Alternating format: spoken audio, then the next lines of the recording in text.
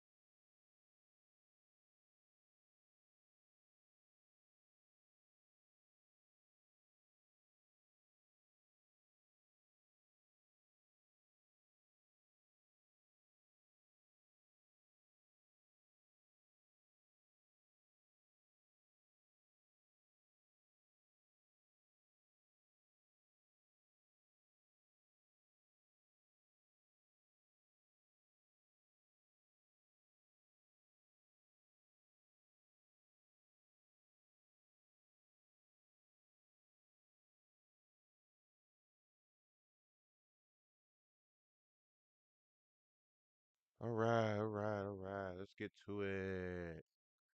Hmm. First one will be Pugman's. Let's see. This cat costs $3,000 and is as rare as a shiny Pokemon. It's called a Chimera cat, and it happens when two embryos fuse together in the womb, resulting in two different sets of DNA. But it gets even crazier when the Chimera cat also has two different colored eyes. The chances of this happening are estimated to be 1 in 50,000. This cat costs $3,000 and is as rare as a shiny. I didn't know that was even real for cats. Wow. That was pretty good, Pug. I didn't know that was even real. Wow, I didn't know that. Well,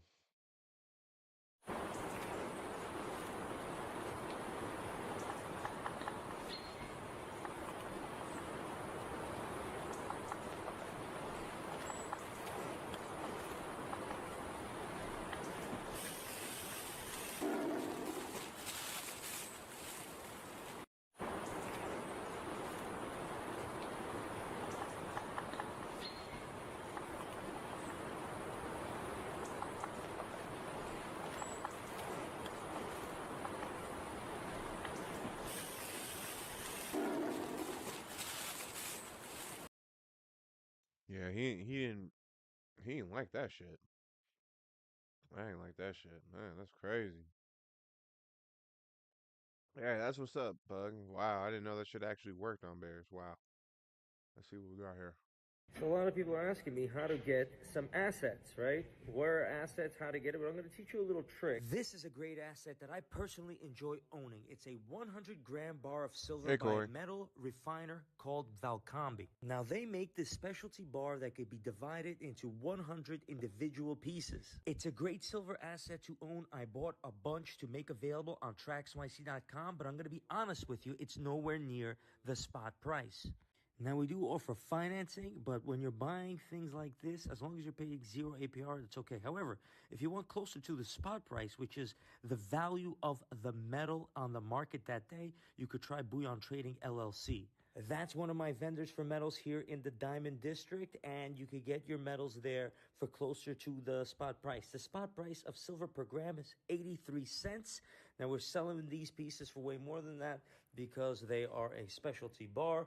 If you could get it for cheaper, you should. So a lot of people are asking me how to get some assets, right? Where are assets, how to get it, but I'm going to teach you a little trick. This is a great asset that I Pug, does that personally seem like a good enjoy asset? owning. It's a 100-gram bar of silver by a metal refiner called Valcambi. Now, they make I don't know. That sounds kind of weird.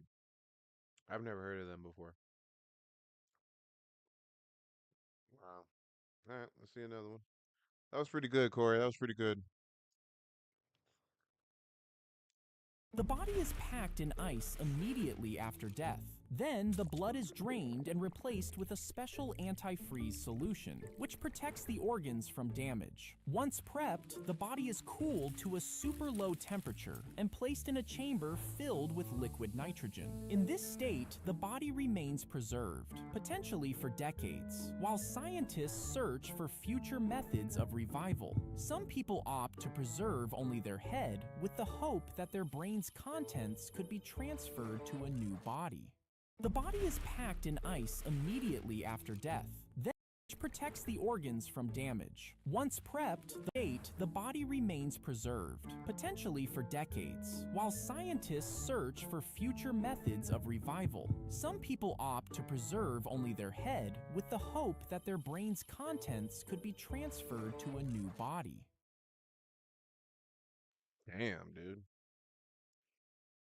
It's definitely different.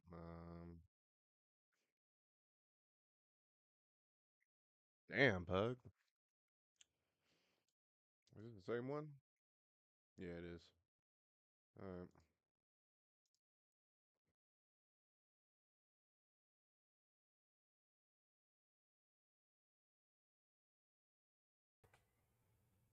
But now I am back. Whoa. And I've also got some wonderful news. I'm getting a divorce. So Whoa. Jasmine's already moved out. Whoa. She basically finished moving out today. So, but now I am back. He's really gonna divorce? I'm getting a divorce. So Jasmine's already moved out. She basically finished moving out today. So, Wow. Damn. Sorry to hear that, Mr. Gaines. He's probably gonna be out and about getting tail. Proud of him, I guess. I mean, I don't know. This That's artist fucked can up. shock your brain with his painting skills. He paints so realistically that you have ever seen. First, he starts painting the tree, and he paints this tree in a way that it looks like a mirror illusion. If you look at this tree, it seems like it is cut into two parts, but wonderfully, it is just a painting. Subscribe for more videos. This artist can shock your Ah. brain with his painting skills. He paints so realistically that you have ever seen. First, he starts painting the tree, and he paints this tree in a way that it looks like a Damn. mirror illusion. If you look at this tree, Fuck. it seems like it is cut into two parts, but wonderfully, it is just a painting. Subscribe for more videos. Damn. This artist can shock your brain with his painting skills. He paints so really realistically trying to that you have see. ever seen. First, he starts painting the tree, and he paints this tree in a way Damn, that how it is he looks getting like the a bush in mirror the back illusion. perfect? If you look at this tree, it seems like it is Fuck. cut into two parts, but wonderfully, it is just a painting. Subscribe for more videos. This artist. All right, not bad. Good job, Puggo. Not bad, not bad, Puggo. Not bad. Not bad, Puggo. Not bad, not bad, not bad, Puggo. Not bad, Puggo. Hope you're feeling better too, dude. Hope you're feeling better. Seriously, I know you going through it, bro. But I hope you're feeling better, man. I hope you ate that soup.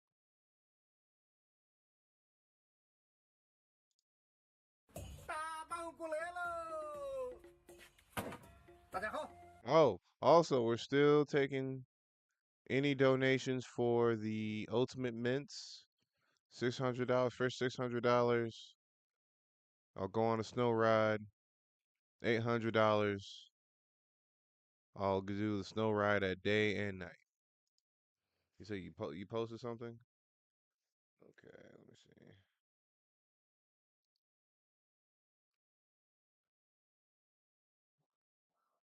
Um,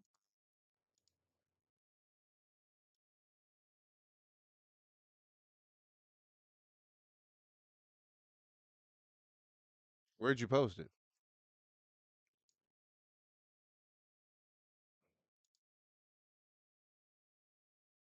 Oh, underneath there. Okay, I see it now. All right. This tiny Pom baby was too tired to function. This is Louis, and he's a 6-month-old Pomeranian, Damn. and he is literally like Oh, smaller my. than a football. I didn't think something so little could bring Boy, me so he much looks like joy. a Literally like motherfucking... He looks like a hedgehog. Look at him. Yeah. smaller than a football. I didn't think something so little could bring me so much joy. It's alright, Bigger is better. Corey. But he could literally fit in my right pocket, but Louis probably deserves something a little more bougie like a Birkin. And this little man was taking a nap any chance he possibly could. He would only stand up when I held him up, otherwise he was like this. Like that is a whole loaf of bread with eyebrows, okay?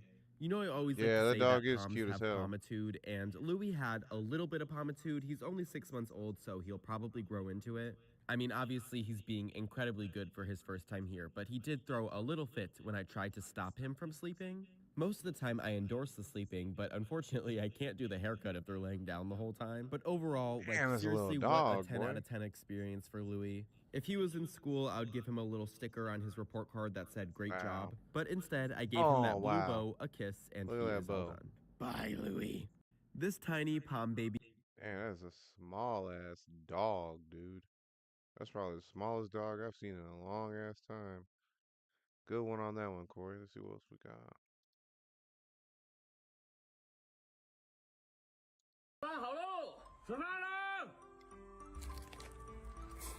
What's this?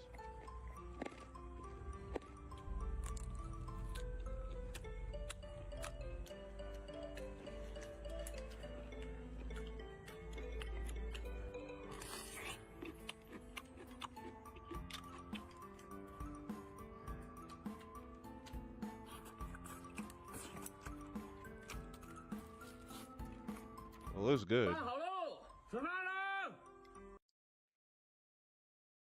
That's cool. That's cool. That's cool. Nothing wrong with that. Nothing wrong with that. Remove. If you've ever wondered why salmon is better in restaurants, it's because they cook it like this. I like to first remove the belly and cook it separately because look how thin that is versus how thick this is. It'll never cook evenly. Next, check for any pin bones. And if you're cooking with the skin, check for any scales. Then simply just portion it up. Take some dill and slice. Add salt. Dip the salmon and press. Like that. Pan on medium-low, add a touch of oil. Salt on that skin. Salmon goes in, skin side down, little pressure. Cook for 4 minutes and flip. Add a little butter, and then baste for 2 or 3 minutes. Remove the crispy skin. Time to build the sauce. Little clarified butter, garlic, white wine, reduce. Add chicken stock, reduce again. Add a little Dijon mustard, some lemon juice, touch of salt, pepper. Turn the heat to low and add little cubes of unsalted butter and work it in. Finish with a little chive. Creamy mash, cut the skin, in it goes. Finish with your sauce. I'm gonna give Marcus first taste. Does it taste like a restaurant? Better. If you've ever wondered why... Damn.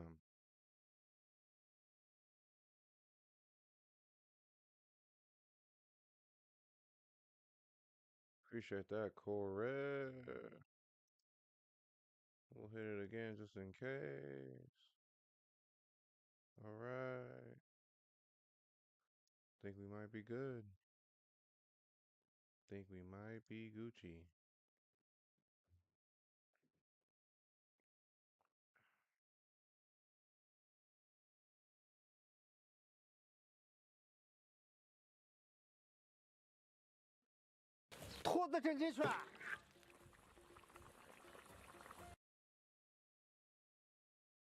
大家好，我是山村之说，最近随着20旬的身价大跌，这大棒骨也是贼便宜，80块买了10来根。今天咱们做个煎辣大棒骨，叫上几个朋友好好啃啃。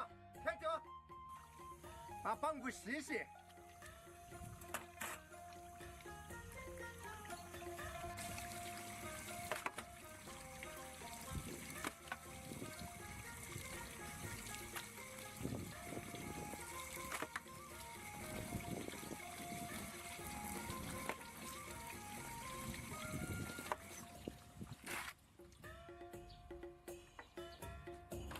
棒骨冷水下锅焯水，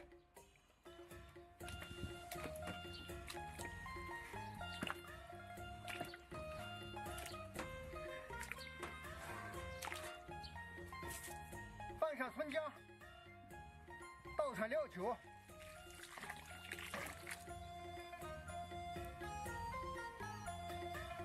锅上来了，撇干净。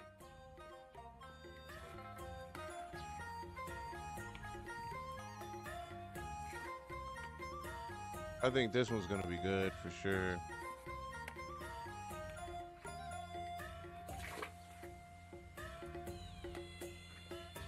调个半锅酱料，辣椒酱、豆瓣酱、黄豆酱，把它们搅匀。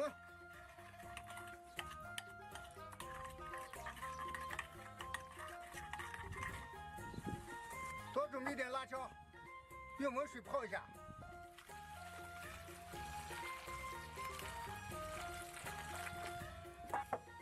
多准备点82店的老姜，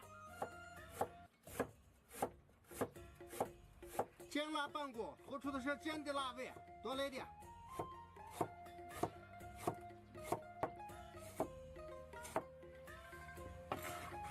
That's a lot of ginger. 半锅水焯好了，捞出来。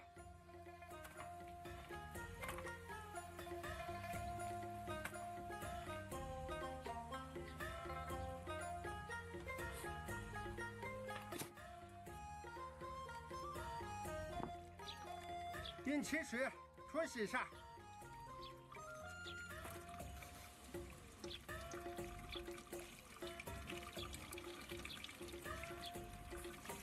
Wonder why you gotta rinse them.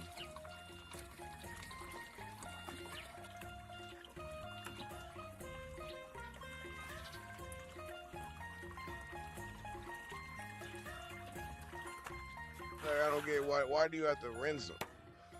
用时熟的刀，一条2磅。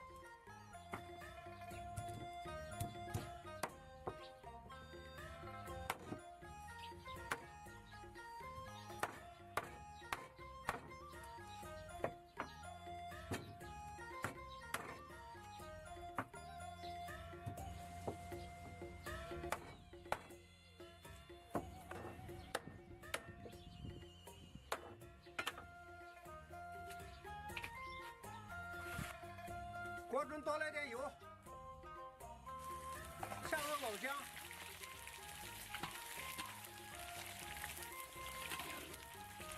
，So you be putting old 慢慢地把 ginger. 姜炒软。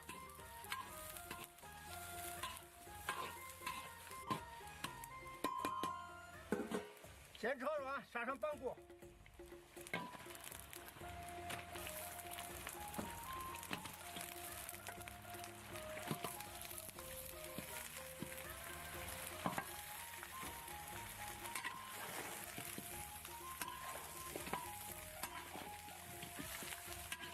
大火把半锅煸入味。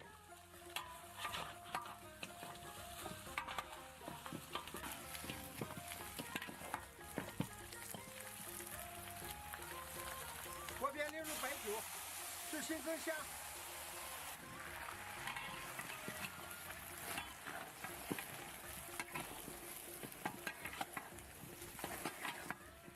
炒到半锅微微泛黄，放入泡好的辣椒。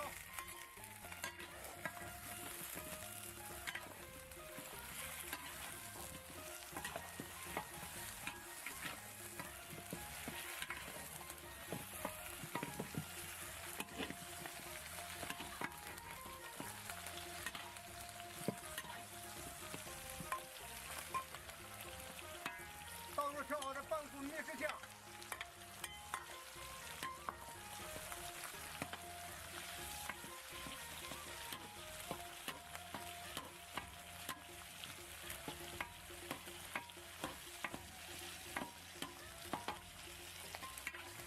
继续翻炒。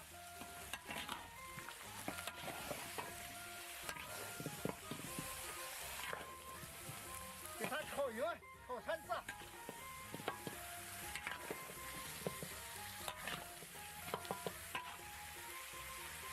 来几罐啤酒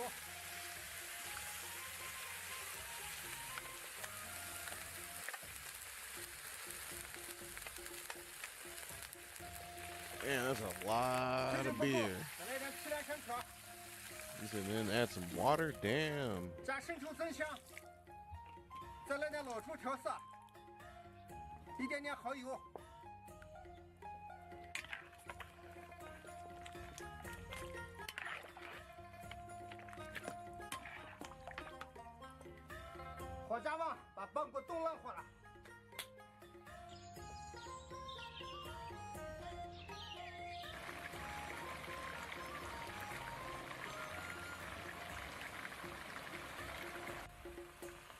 回末，半骨摊制熟完了，可以出锅了。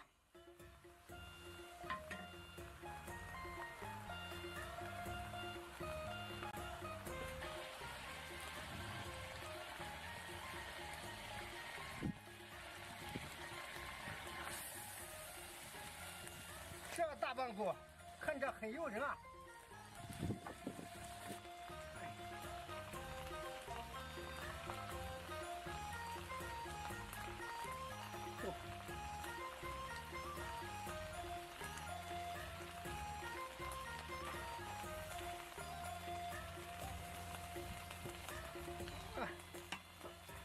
美美的壳就倒上。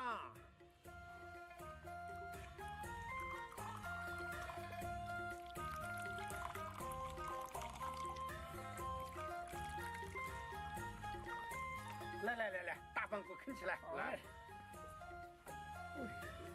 哎呀，这板子骨大，这带肉的棒骨。哦。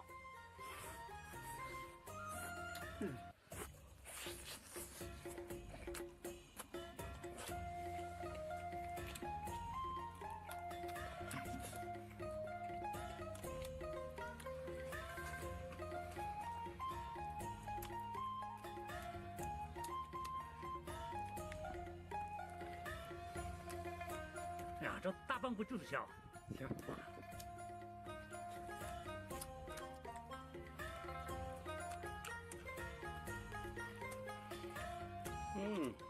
这味道美得很，就是啊，过瘾。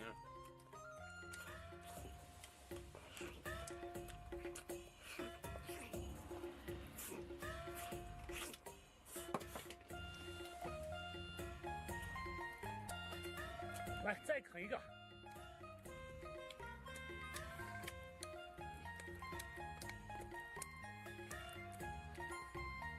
太美了，香辣香辣的。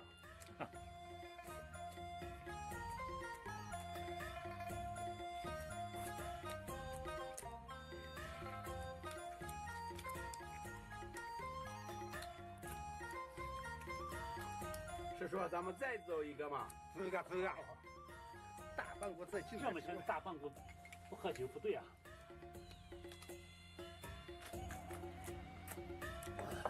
哎呀，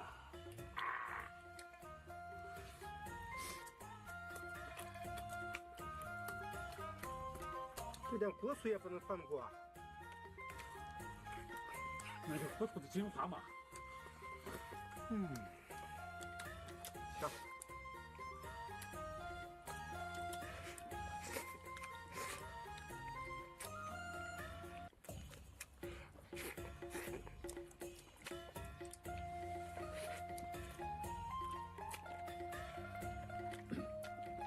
试啃啊！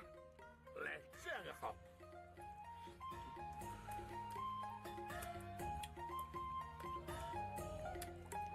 这大棒骨炖的太香，就是太入味了啊！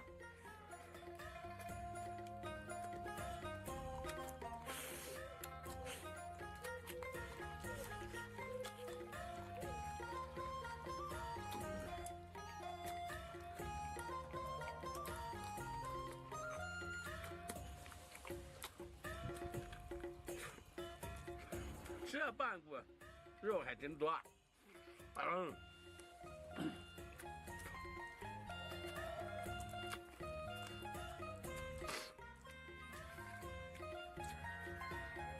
今天这可美了，再来我们走一个。好，再走一个啊！来！哎呀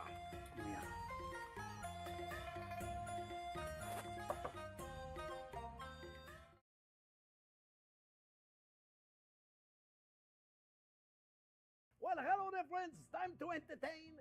Time to make a few hors d'oeuvres if you have a dinner party. Real easy. I made them super simple for you to make. First, we started with a little stuffed mushroom with a feta cheese. Bake those in the oven. Make them in advance, and at the last minute, you can warm them up again in a warm oven. Then we made a mini baby quiche with a phyllo pastry. Typical quiche recipe. Fantastic. You can serve them really warm, or you can wait until room temperature. And then we made a little toast with a beautiful triple cream brie and prosciutto. And finish it up with a few drops of aged balsamic vinegar. And then we made a smoked salmon and cognac mousse on top of a cucumber slice, nice and fresh. Absolutely delicious little hors d'oeuvre. Looks beautiful. And then we finish it up with a little toast with a garlic goat cheese. You could use a cream cheese or mascarpone cheese with a fig jam. All simple to make. Really, really easy to do. You don't have to cook for a long time to make those. My friends, I know you're going to love it. Remember, thumbs up if you like the video. Don't forget to subscribe to the channel. And don't forget to ring the bell. I'm glad you're here. Stay tuned. We're making them right now, friends.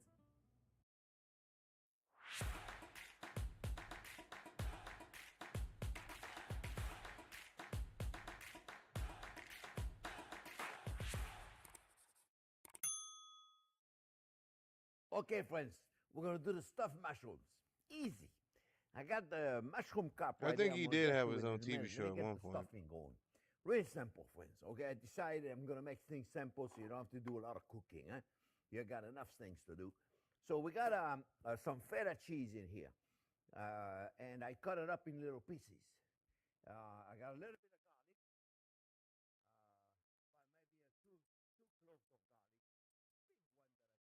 Okay, we had a little technical issue when I was putting the garlic. I don't know if I told you, but I got about 2 or 3 cloves of garlic that I chopped up fine. All right, and then we're gonna put 1 egg. Gonna bind the whole thing together. And then Probably me going to do the most expensive things in the world. We'll give you Most a likely. link for it. Food, if you don't have it. fine dining, opera, all that. That's probably what it would be. It's not difficult to make. It's just fresh bread, and it's got a little sun-dried tomato or garlic, little fresh herbs in there. And we're going to put it more of the parsley. We're going to grind all that up together. And easy, friends. Remember, anything really you good. can give And then we're gonna toward the have mints will be great. Nice little You don't stuffing have that we're to, gonna put but I inside thank the all of you. Piece of cake. Piece of cake. Let's see what we got. Beautiful. See, let me get my spatula. I'm going to take this. I'm going to put it in a bowl. Easy, easy, easy. Easy, very, very easy to do. You see, friends? We got it right there. And then I'll show you what I do with a mushroom. Really, really easy. You can also add some goat cheese to it. You can add blue cheese to it. Depends your preference. Depends which one you like the best. I like them all. Let me take this machine out of the way. Yeah, it's perfect. See, nicely mixed together. Let me put the, actually, you know, I always put the salt and pepper here so I don't forget it, right? And I forgot it. Does it happen to you to forget things like this? I forget all the time. We're going to mix it all together right there. And then we're going to put them inside the mushrooms.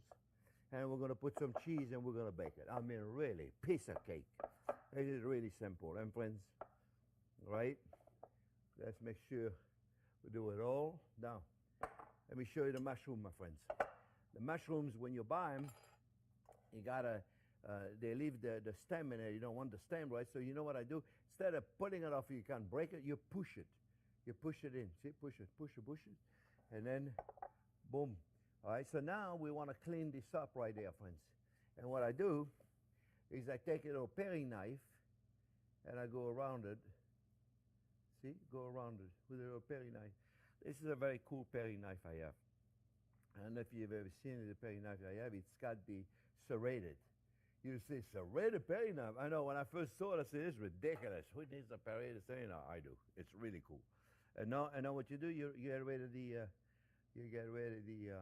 the beard, the gill or whatever. I think it's called the gill. It looks like the gill of a fish. See? See right there? Look at it. Look at this, friends. A child could do this. Really, really simple. See? Boom. All right? I didn't tell you, this was about 7 ounces of cheese. And that was a cup of the breadcrumbs. And 1 egg. And then we got some Parmigiano Reggiano. Then yeah, these hors d'oeuvres look good. A little Gruyere cheese, right? So we take it like this, and we put it. I can't believe that much for a cat. Sure, that's crazy. This is probably a little too big of a scoop, Yeah, I'm going to have to just cut down a little bit. So here's what I'm going to do, friends. I'm going to continue. I'm going to do all this. I'm going to fill them up, right? And then I'm going to put, I got a little Gruyere in here and a little Parmigiano Reggiano. I'm going to put them on top. Then I'm going to put them in the oven. I got an oven at 3 1/4. And then we're going to bake them until they're beautiful golden brown and ready to go. That's all there is to it. Really simple, all right? So I'll see you when they come out of the oven. Okay, I got them all in now. Put a little bit of Gruyere right there, or Swiss cheese, or whatever cheese you want to put in there. Mozzarella would work. Would work just right. Yeah, that Gruyere is probably gonna be good as a bitch. In there. That Gruyere is probably gonna be good as a bitch. Cheddar. So many cheeses, right? It'll be delicious. I'm going to put this a little bit on there. And the stuffing, that was exactly the right amount. I mean, I was thinking I should do this for a living. There we go, friends. See, look, pretty simple, right? And then we're going to put a bit of Parmigiano Reggiano right there on top. And that's it. I mean, really. That's really, really simple. And we're just going to bake them until they're beautiful golden brown. That's all there is to it. Okay, friends, I just took them out of the oven. I'm not going to take one and buy it right now, that's for sure. They're way too hot. And I put a little bit of parsley in there. And if you have a little truffle oil in it, you can put a drop of truffle oil on it. It'll be delicious in there. And let's wait until they get to room temperature, and then we can eat them. All right, let's get to the next one.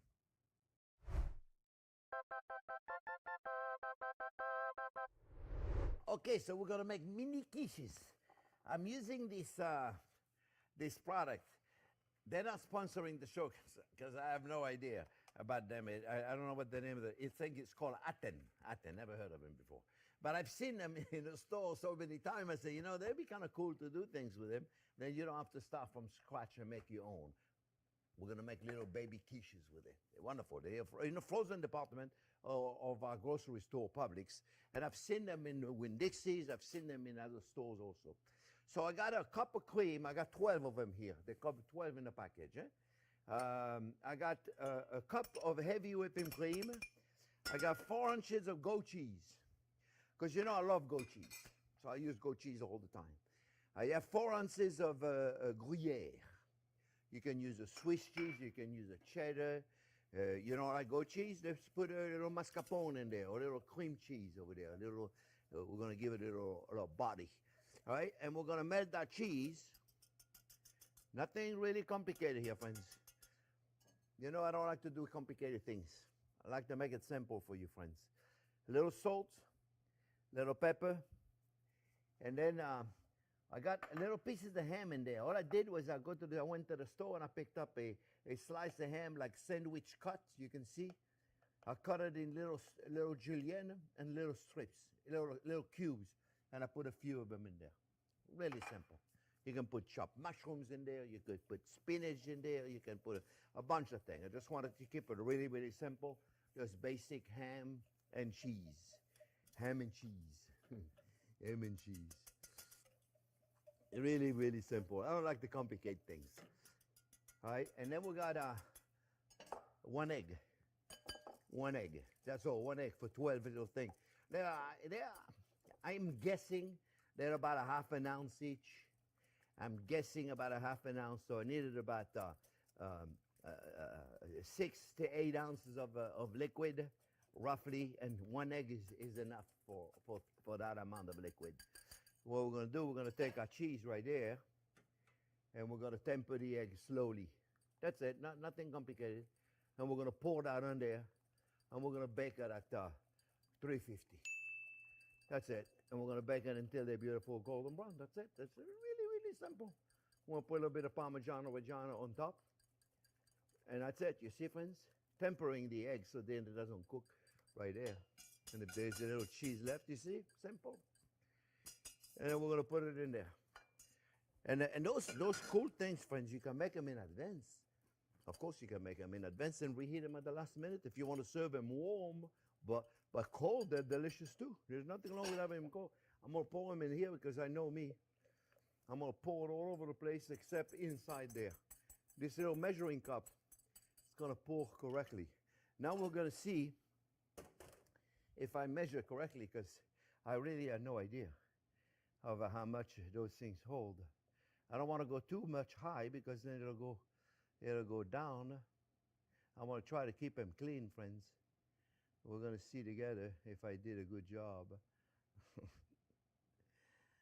So usually sometime, after so many years in the kitchen, you guess right. You look at this one. And then I'm going to put a little bit of Parmigiano Reggiano on top. Okay, friends? I got it right there. Right there. I got to give you a tip on a Parmigiano. Oh, mamma mia. See, I'm talking too much. Look at this one. It's all crooked. How am I going to get it in there? I got to give you a little trick. Sometimes when you do the Parmigiano Reggiano, you know what I do? I cut it in cubes when I do a lot. If I do a little bit, I just get the grater out like everybody else. Ooh. But if I need to do a lot, you know what I do? I cut it in cube. I put it in a food processor. And you know what I do? I add a little bit of cornstarch. That avoids it from having the cheese clumping up on you. Clumping up. Is that a word? That's a word, right, for cheese, isn't it? Clumping up? Oh, yeah. I got the approval. Okay, enough. Okay, otherwise I'm going to make a mess. And then you take a little bit of Parmigiano Reggiano, put it on top. I mean, how simple was that, friends? I'm telling you, they're going to look beautiful. All right, I'm going to put them in the oven at 3 1/4. And I'll see you when they're done, my friends. Pretty simple, right? You see? I tell you, I make things simple. All right, I put them in the oven. I'll see you in a minute. And look, I had enough to make another 6. So if we're going to make only 12, I think a half a cup of cream, yeah? Because what am I left with? Yeah, half a cup of cream is going to be enough with all the cheese and everything. Half a cup of cream. So cut down a half a cup of cheese. All right, I see you when they're cooked.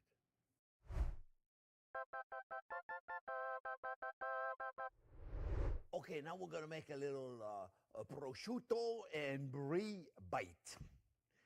I got a baguette. You buy at the grocery store, or you buy at a bakery, or French baguette.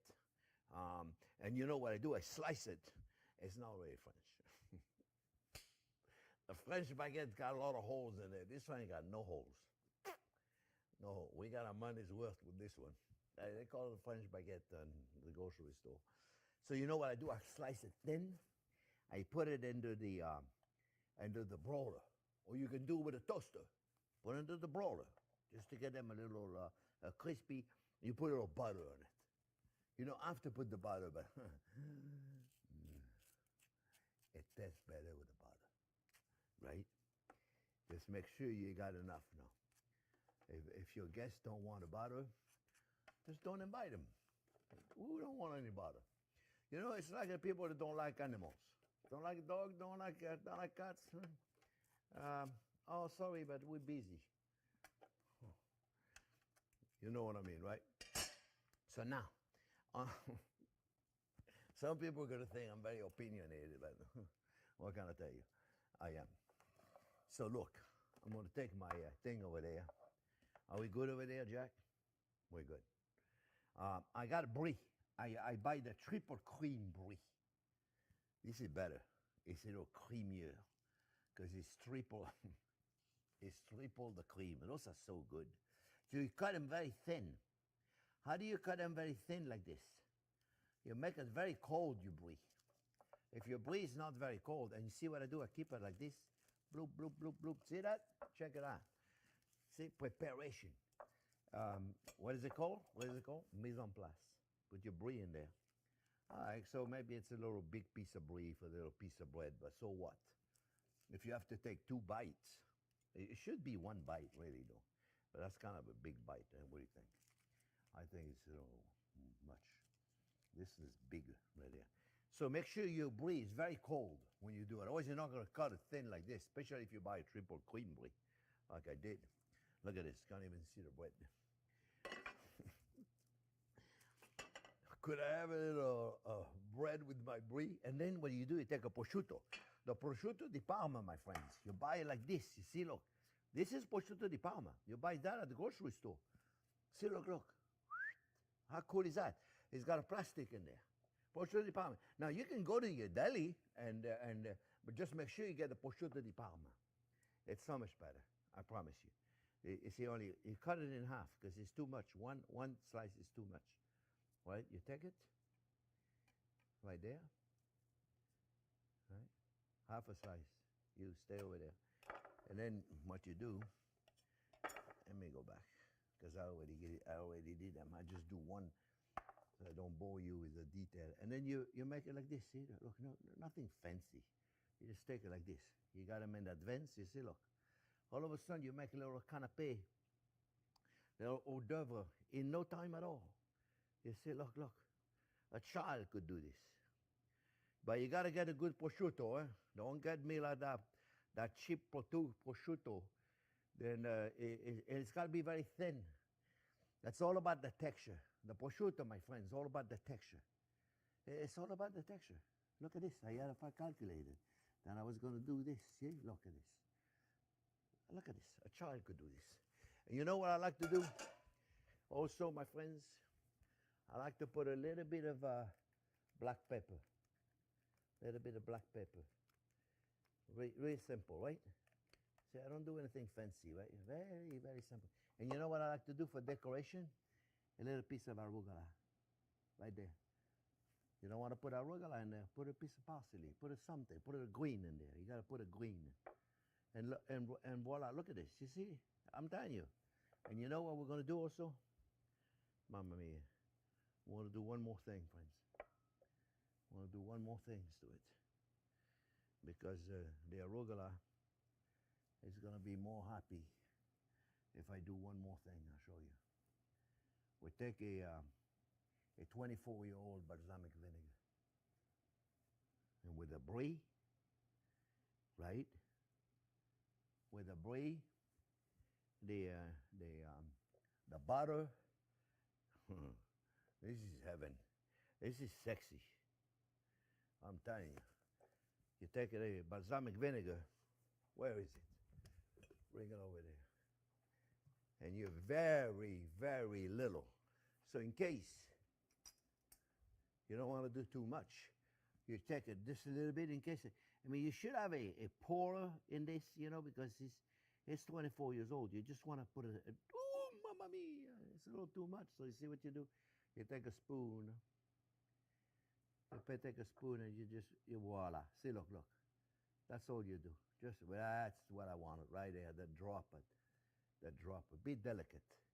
Less is more. That's all there is to it. You see, look. One, boom, boom, boom. That's it. Look at it. This is what I want to do. A dropper.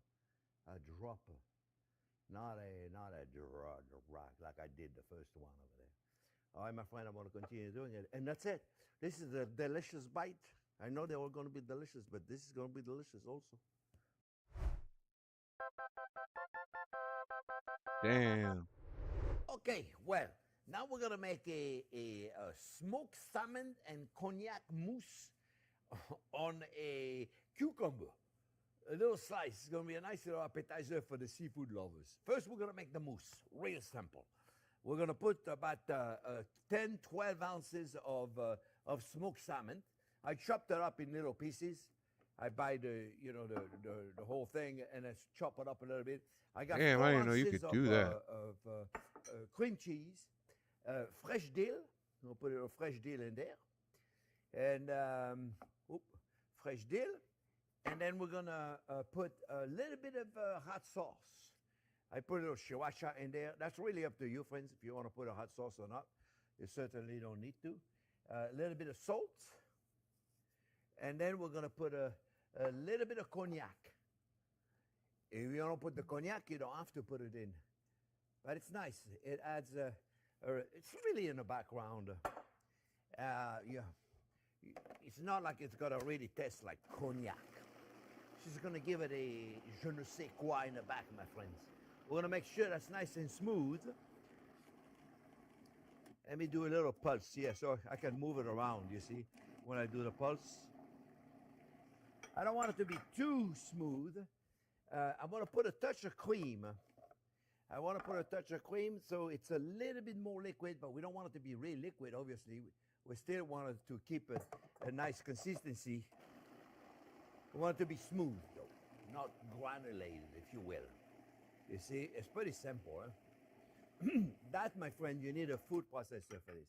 You see? Yeah, if you don't have a food processor for this, you're gonna have a difficult time. Smells amazing. The cognac. See, I put so little. It's amazing how little bit of cognac can just like, whoo. I'm telling you. Mm. Oh yeah. Mm-mm. It's amazing.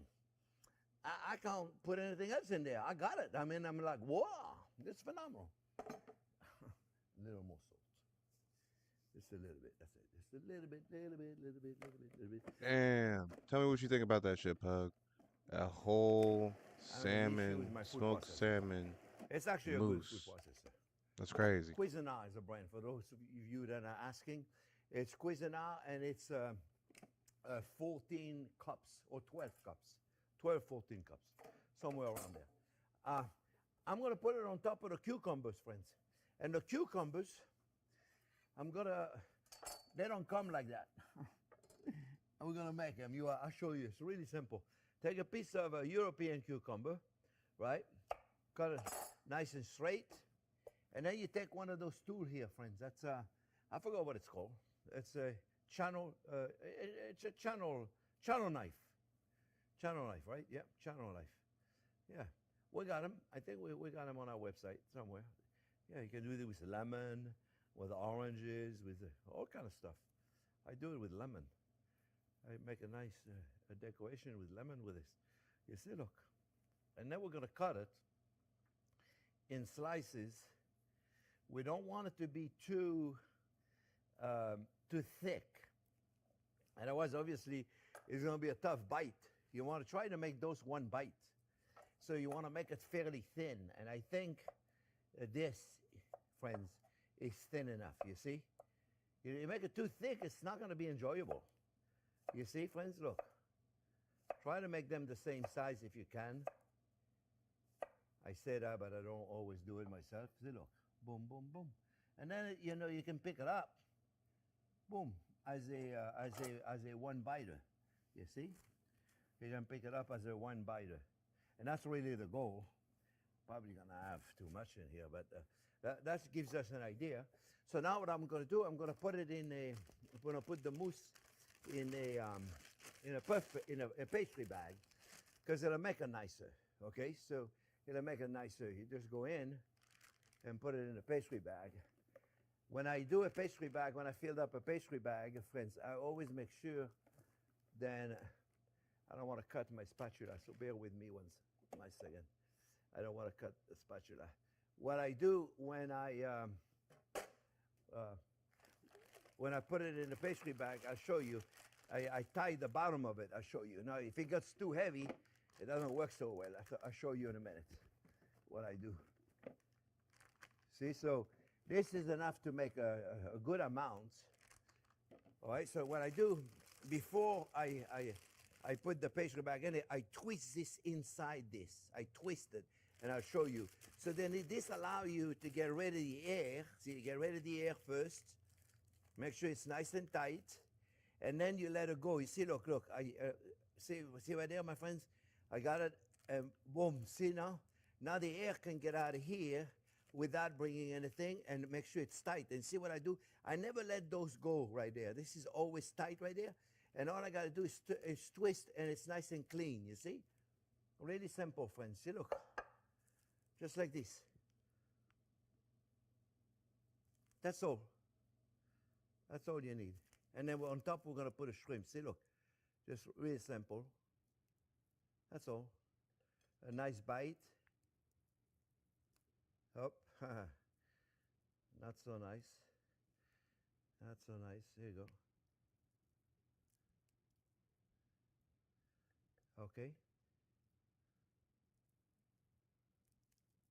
And I got a plan to hide the tip right there by putting, this one is down there. I should not have had them like that. I should have them all flat. If they're not flat, we're going to have issues. So, yeah, mamma mia. See, and then what I do to cover this, I got cooked shrimp pieces that I just put in right there on top, just like this, you see? Put the shrimp pieces, and then I take a little piece of dill, my friends. You see, look. Very little piece of dill now, okay? Because remember, they're going to eat it. So you don't want to put a huge piece of dill right there, right? So you put a little piece of dill and a piece of shrimp, okay? And a very small piece of dill. Little piece of shrimp. And a piece of shrimp. You see? And so on and so on and so on. So it's not complicated as long as you're ready. Piece of shrimp, a piece of dill. You see, friends?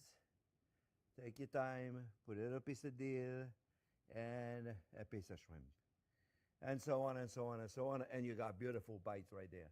And those, I'm going to eat this one because it's right there. Mm. Mm. Mm. Mm. Mm. I'm going to make them all. Oh, that's delicious. I know you're going to love this one. Nice and fresh. Make sure if you're going to put it on a buffet, if you're going to serve it, you serve them super cold, okay? And they're delicious. Really easy to make. Make them in advance, keep them in the fridge.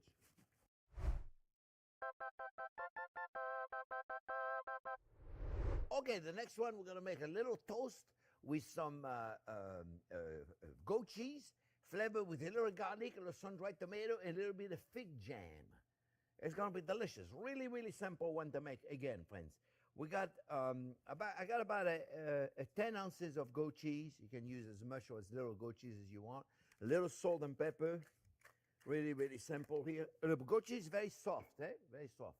So it makes it easy for you to add things if it's soft. If it's too hard, you're not going to be able to mix it correctly.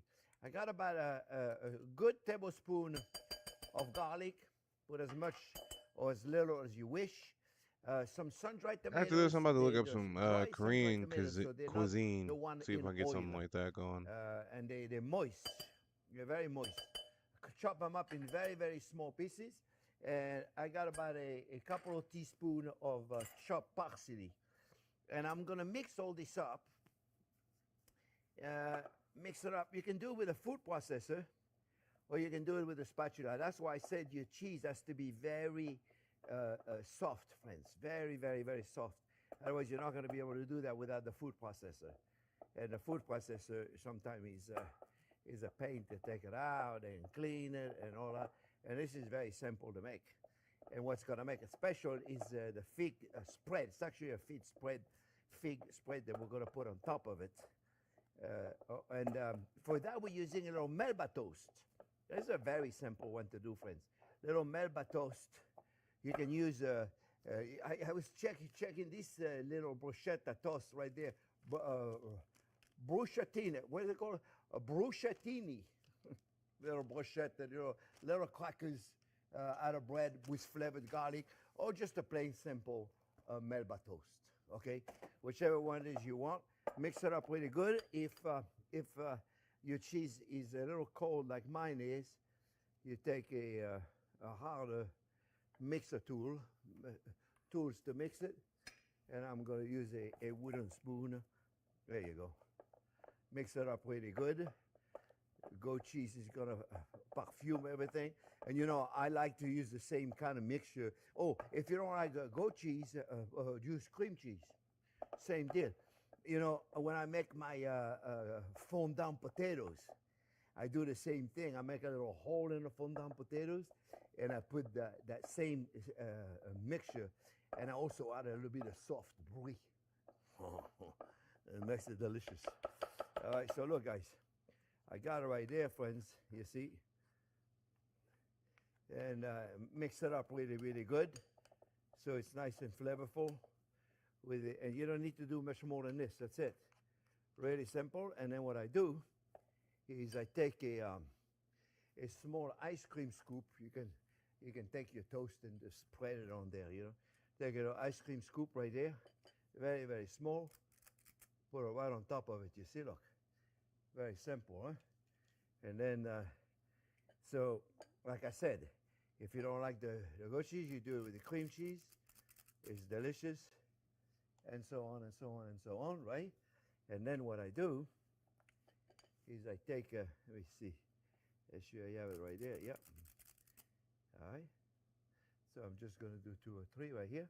Then you can flatten it a little bit by taking a little spatula Of course, I'm not gonna find them.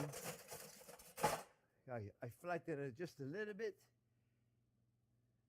so it's a little flatter. And then what I do is I take my my fig, and you know what I did? I put it in a pastry bag because it's easier for me to do it when I do a lot of them. But you can certainly take a little teaspoon and put about it. I got the fig. Oh, mamma mia! Put it right there, and that's all you need, my friend. And those two together, let me tell you, it's fantastic. Except, let me do a nice one, because I didn't do this one nice. I like to make it nice. And just do it, just a little, very small dollop of the fig right here. I'm going to eat this one because it's got extra fig right there. But, this is it.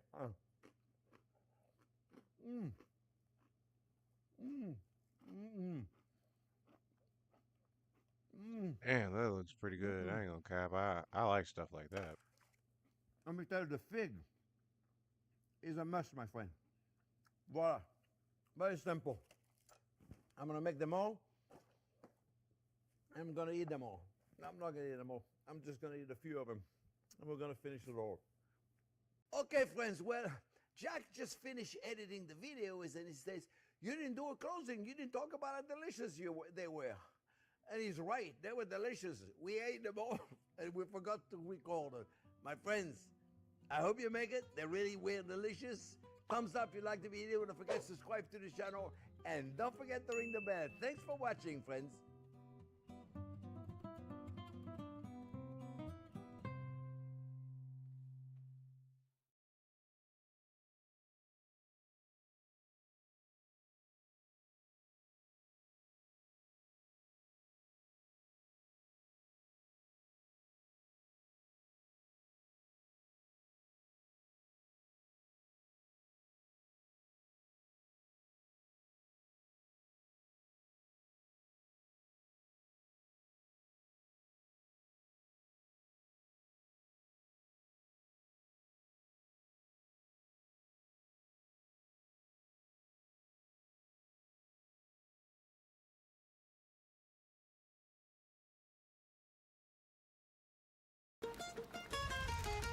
I'm in South Korea, a food lover's paradise.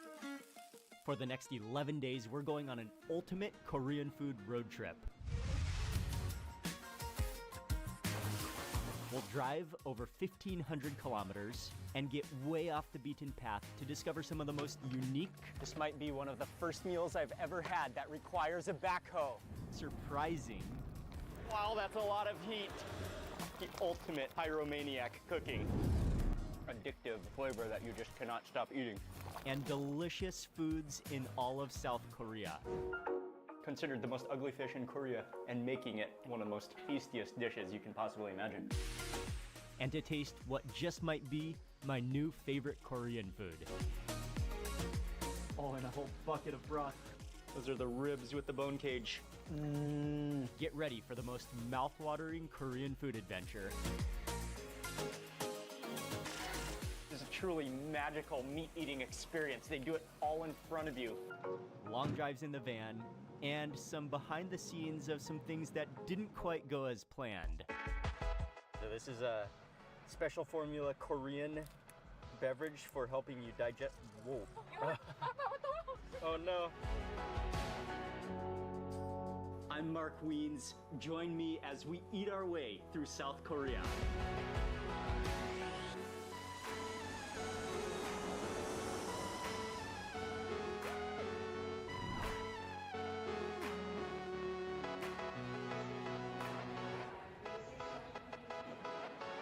Okay, we made it. Welcome to Incheon, welcome to South Korea. Caught the overnight flight from Bangkok. Landed this morning in Incheon International Airport bright and early. I think we landed at about 6:37 a.m. So definitely a little sleepy, but really happy to be here. And I think I've been to Korea, I mean at least Seoul, maybe 3 or 4 times. But this food trip to South Korea is going to be different.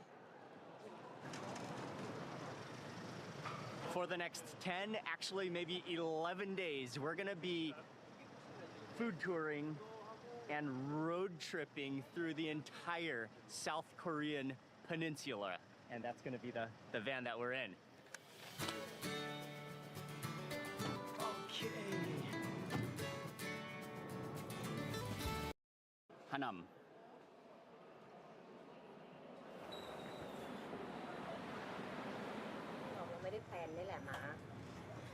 Okay, we made it, and I think this is actually part of the Korean Railroad, not the metro, but we just have 3 stops. We made it. This is where the restaurant is at. Hanam Station. Oh, nice. Oh, this is the rotisserie. Oh, it's all burning wood too. All wood fire. This is the cabinet of the rotisserie chickens. They're small chickens stuffed with glutinous rice, with ginseng, with garlic. Smells incredible. And what's amazing is they burn only over wood fire, just sizzling away. This must be 50 chickens in here at once.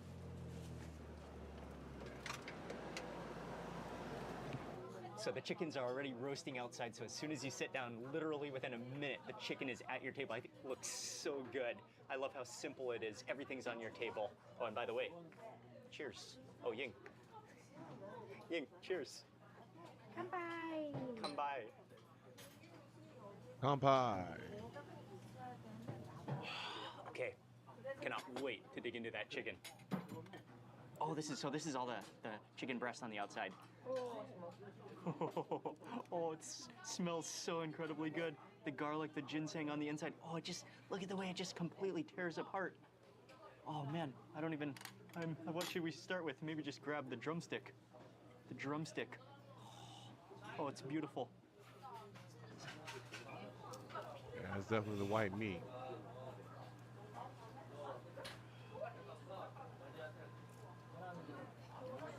I think that way, in the muscle fiber, it's just able to absorb all of that flavor.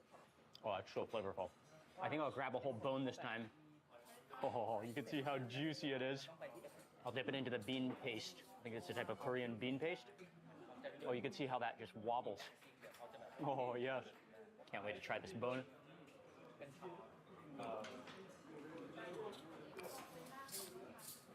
Oh, wow.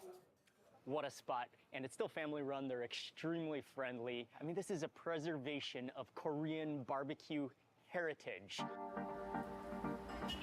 To continue with this barbecue tour, Korean barbecue tour, we are at the next place. Welcome to the Majang Meat Market. This is the central meat distribution market. So as soon as you arrive here, you can smell the aroma of raw meat. We're going to a place that's called Inseng That's not a good smell. Hanwoo. This restaurant is particularly famous for their water aging. So they take the hanwoo, they vacuum seal it, and then they submerge it underwater. And this sign up here says it's aged for 336 hours. So we got the 2 trays of beef. It's unbelievably fatty and marbled. And you can see the difference between the 2 plates. This one is the mixed plate, fresh beef, non-aged. This one, you can see the color turns darker. The muscle fiber starts to break down that water aging process. 2 weeks water aged. These are huge steaks, actually. Wow. Whoa.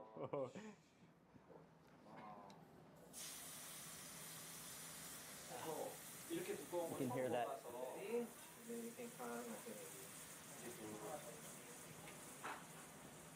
Wow. That marble.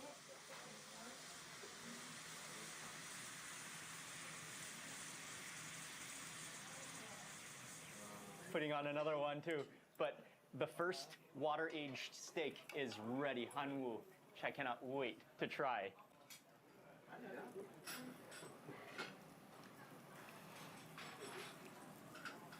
Oh, wow. Oh, that melts in your mouth. Oh, man. That's so much flavor. It's so fatty. Just melts in your mouth, but at the same time, you feel the muscles and the fibers of the beef. For my next piece, let's try to dip in some of the salt and some of the toppings. A little bit of wasabi, a little bit of salt. One of the favorite ways to eat this kind of quality beef.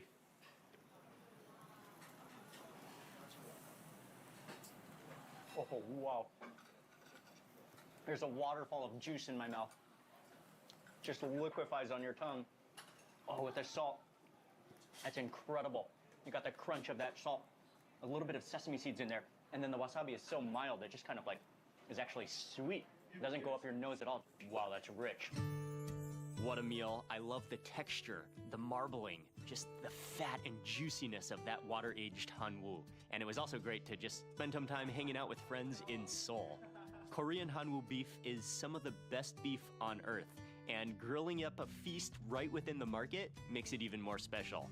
Insang hanwoo just might live up to its name. The best hanwoo of your life.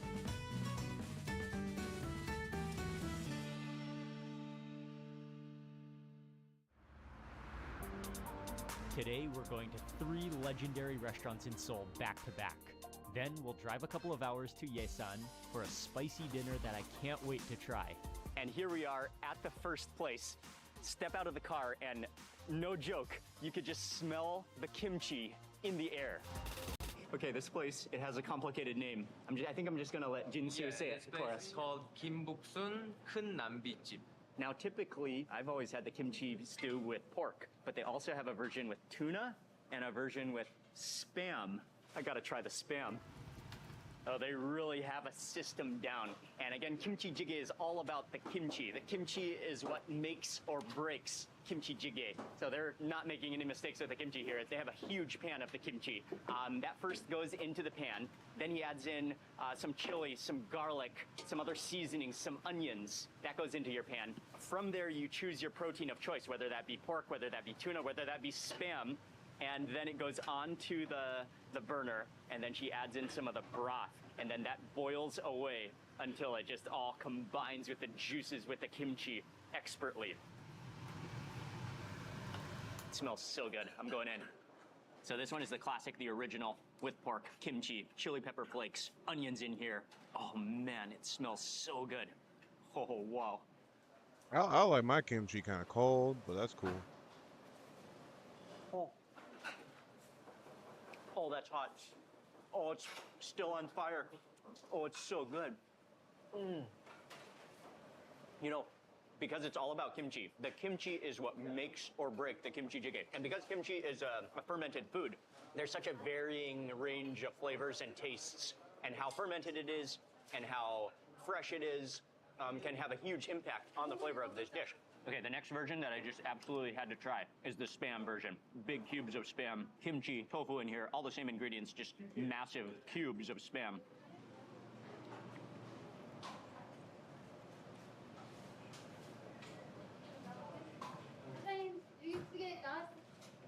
Oh. Okay, gotta admit, that's really tasty. And I mean, Spam is something I grew up eating a lot of when I was a kid, especially as my mom is from Hawaii. Spam is also very popular in Hawaii. So that just immediately brings back the good memories. But then wrapped up in this kimchi stew gives it another dimension. That's like a Spam sponge of kimchi. And one more thing before we leave, it's a huge honor. If you look around, you'll see the lids of the copper pans that they serve the kimchi jjigae in, which they have people sign them and put them on the wall. So it's a huge honor.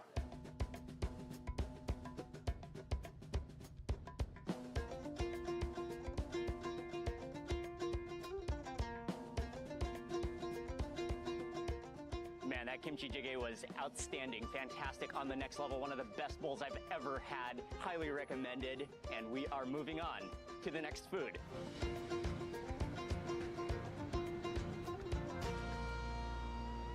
Okay, here we are at the next place, and check this out.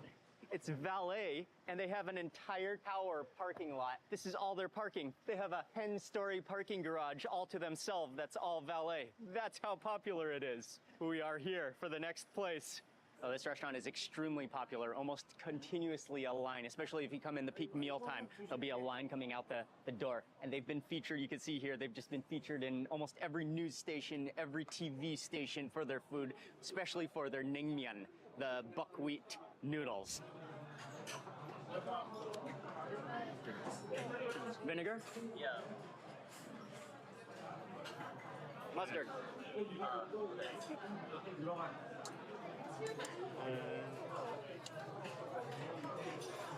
Wow. Oh, skills. That was amazing. He's a true connoisseur. an expert at the naengmyeon. I cannot wait to dig in. All right, here we go. So, I don't...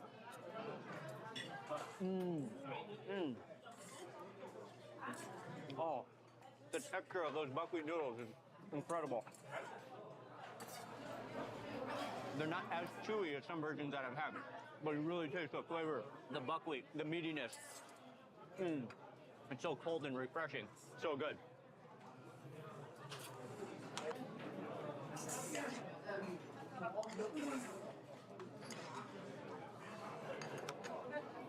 Yeah, it's good.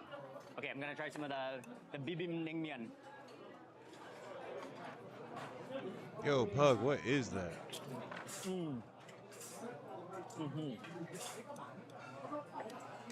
This one is good as well. You taste the sweet flavor of the gochujang, a little bit of chili in there, and then it has this sesame oil, nutty flavor to it. Yeah, and then you taste the flavor of the daikon, the radish in there as well, pieces of radish.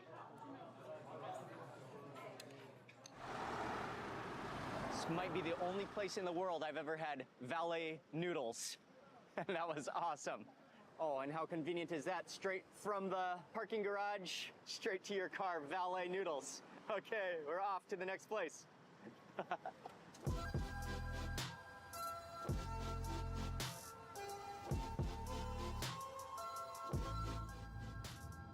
We're kind of in the back streets of Seoul within an industrial area, lots of mechanic shops around here, lots of warehouses and import-export shops. This is the type of area in Seoul where you can find basically anything you're looking for, from clothes to plumbing. Okay, thank you. Welcome to Ureok. That's the name of the restaurant, and it's a classic. It's a legendary restaurant that dates back to 1946. And the main grilled Korean barbecue that they serve here is called bulgogi. Bul means fire, gogi means meat, so it's actually fire meat. And this method of cooking has been in Korea for hundreds, thousands of years. It has a history. It's been called by different names. And I mean, one of the main signature facts about the meat is that it's sliced thin, it's marinated before it's grilled. You can see it's really thin slices, maybe sirloin or brisket, which is thin slices, marinated. Usually it's quite on the sweet side. We'll have to test this out and see. But I love the grill shape. It's a dome shape with little holes with the burner on the bottom so that all the heat rises and then the juices are gonna spill to the sides into the water. So she grills it up for you tableside, kind of like keeps scooping it onto the top, putting it on the top, letting the juices of the bulgogi drain down into the broth, into the trough below, till it kind of caramelizes and crispifies. You can actually hear it hissing, caramelizing from that sweet marinade. And now she turns off the fire. She says it's ready to eat. That smells so good.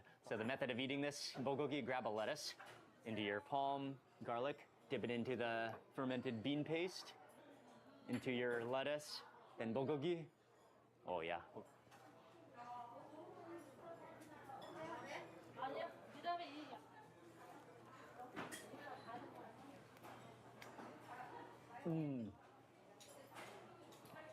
Oh man,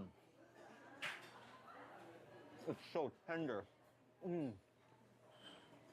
And just the caramelized sweetness, contrasted by the pungency of the garlic and the really sharply salty bean paste, all of that together in your mouth. It's so tasty. That was really, really good. Thoroughly enjoyed it. And also, I mean, this restaurant is just a preservation of traditional Korean food heritage, especially famous for their bulgogi. That was caramelization happening until it thickens. He waits for the precise moment, grabs a huge handful of the chopped green chilies onto a plate directly in. Gives it a couple tosses, turns off the fire, and that's it. It's ready. Presenting to you the dish of the night, the chicken, the chili peppers. Going in for my first bite, the legendary chili chicken from Yesan Market.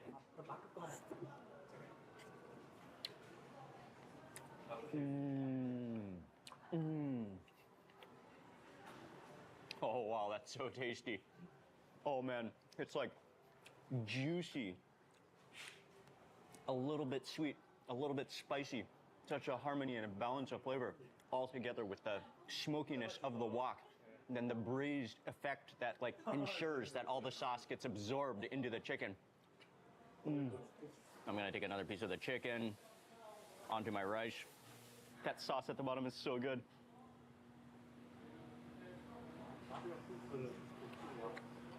Oh, oh wow. I'd be happy to eat this dish even without the chicken, just with the chilies and the sauce. Combination of chicken, chilies, fire, pepper paste, and fire to bring it all together. Man, that shit looking good. Dinner at Yes on Market was delicious. We drove about a 30-minute drive. We're in a small town here where we checked into our hotel, and gonna just download all the footage from today, charge up all the batteries and logs that they're adding to this fire. It's about to be a massive blaze. Oh man, that fire. It's blazing hot. You can feel the heat radiating off the fire. Boy, I ain't gonna lie, this kind of got me feeling like I want some Korean food. Damn.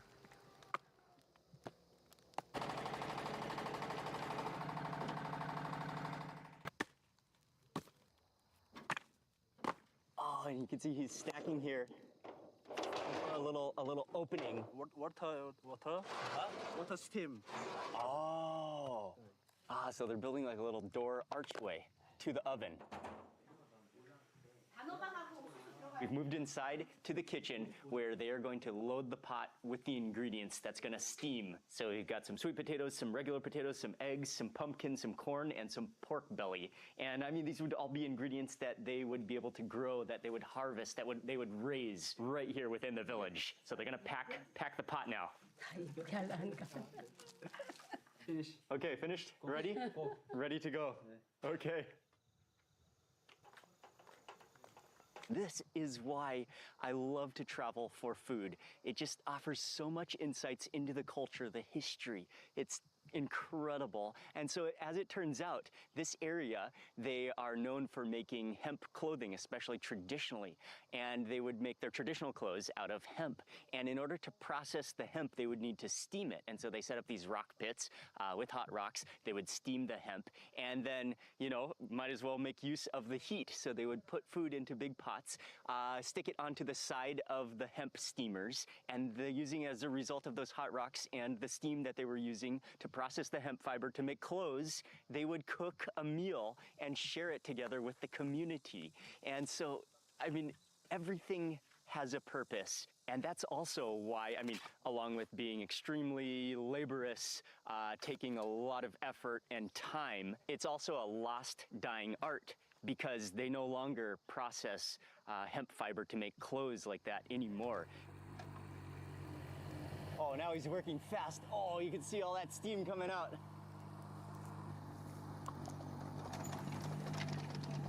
Oh, and immediately gravel, soil goes on top, covering it up. This is incredible, all for that pot of food. It's the big surprise. Oh gosh. Whoa, it's so hot. It's still so hot down there.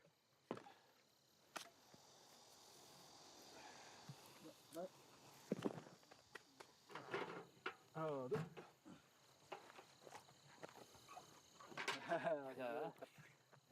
Here it is, the reveal. Yeah. Okay. 1, 2, 3. Okay, 1, 2, 3. 1, 2, 3. Wow, that smells so good. He opens up the lid. That aroma, that steam, smells so good. Looks like it was a success today. Everything looks like it's cooked.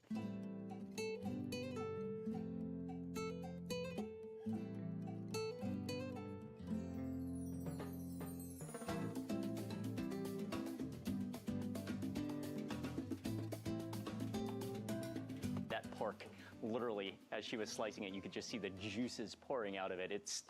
It will make your mouth water. So get a piece of the pork belly. That's what you do. Put it onto your plate. Take a little bit, it's very salty, I think. A little bit of the shrimp. Might even be too much. Okay. Oh, wow. Sweet. smoky. Smoky. Smoky sweet. Oh, 감사합니다. Oh, wow. That pork is even better than I was expecting. It tastes like straight barbecue, melts in your mouth. The smokiness is just embedded into the fibers and muscle tissue of that pork belly. And then, again, the pork belly is not salty. It's just smoky. And then when you add that fermented shrimp paste, that gives it the saltiness. Oh, that pork is insane. Damn.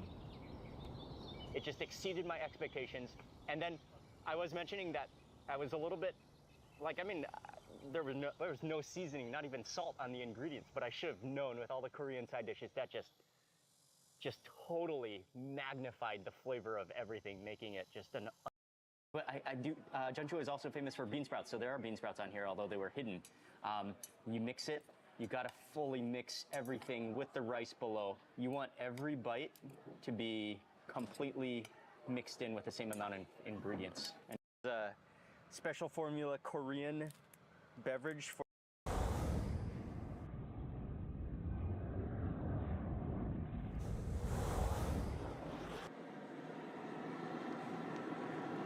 wow, that's a lot of heat. What a process. This is straight up pyromaniac cooking.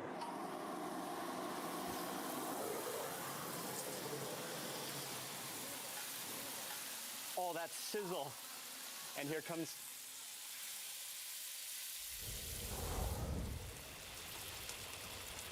once the fire is going, he pours all of the sauce and the chicken, which is pre-made, into the iron skillet. And it's their own secret recipe, but it includes carrots, potatoes, chicken, and then lots of gochujang, which is the Korean pepper paste.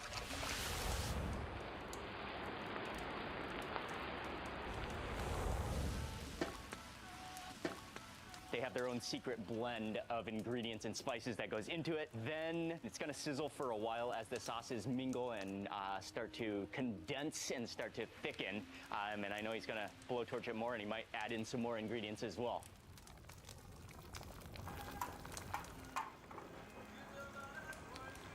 Then they're gonna add in some more vegetables and let that continue to sizzle. But this is such a cool cooking process. Our pan is well underway. I think it has to simmer for almost 30 minutes to get that consistency right, so that the sauce starts to thicken and coat onto the pieces of chicken. One of the hottest boiled lava dishes you might ever see on Earth going in. Oh man, for the drumstick, since it's right on top. But look at the way the sauce has just caramelized. It's thickened. It's so sticky. It wasn't boiling, it was bubbling. Going in. Cannot wait.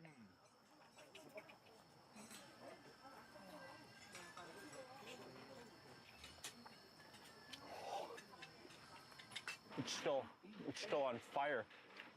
Oh, wow. Oh, the flavor is incredible. Sweet, salty, a little bit spicy, and just condensed flavor. And just the incredible smokiness from that fire. Oh, man. There's this unique flavor that only an extreme heat can provide. Oh, it's so good. That's fucking amazing, bro. Oh, wow. I'm blown away. That was outstanding. I'm gonna say that's one of the most addictive Korean foods I've ever had. First of all, it's so much fun to watch being cooked, prepared. It's an entertaining meal. Second of all, you get to sit in these incredible tents with picnic tables and just hang out and eat. And third of all, it just is so tasty. What a meal, what an experience. It's worth it to drive all the way here to come to this farm to eat. After that chicken, we drove, I think, just about 30 minutes. We made it to the town, which is called Gwangju, which is actually one of the bigger cities in Korea, one of the top 5 bigger cities. But we are checking into the hotel. It's been a long day, but one of the greatest days of Korean food that I've had. But gonna get some rest. That's gonna be it for today. And then tomorrow we have another big day of food ahead of us.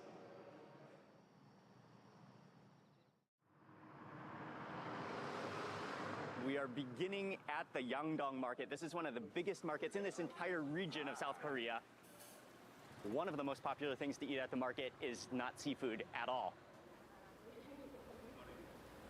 Oh man, they have all the woks going full of oil. The aroma of the fried chicken fills this entire lane. And this place that we're going to, it's legendary. I mean, it's been featured in so many TV shows. Yo, so Pug, have you ever been there? Celebrities have visited, but they're legendary for their whole fried chicken, Korean fried chicken. The first step is, of course, the raw chicken and making the batter. And they make it by the batch. It's approximately, I think, one full chicken. And they don't have like this master giant batter. She mixes up the batter for every batch of chicken. And they said that they have this magic powder, which is the seasoning, which includes a variety of different things. That's their secret seasoning that cannot be replicated, that you can only get here. So that's definitely one of the secrets, what makes their Korean fried chicken different from anywhere else. So they're just continuously frying chicken. It's quite a heavy batter, actually, quite a thick, sticky batter. And then that goes into the hot oil. They kind of just spread it out throughout the oil. And then they really like make sure each piece doesn't stick together, making sure that oil is perfectly hot. And then they just monitor it perfectly until it's golden brown, crispy. That smells incredible. And they even test it with this huge knife, just to make sure the chicken is perfectly cooked on the inside. Even do a little bit of a moving from one pan to the next, kind of for that double deep fry. And one of the secrets, or one of the reasons it's different from any other fried chicken in Korea, is that they use pure cottonseed oil for deep frying.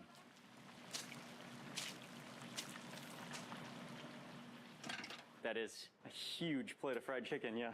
I'm just gonna grab this Man, that piece. saucy Man, one you can looks just feel it good, in your boy. fingers how crispy it is. Okay, here we go, first bite.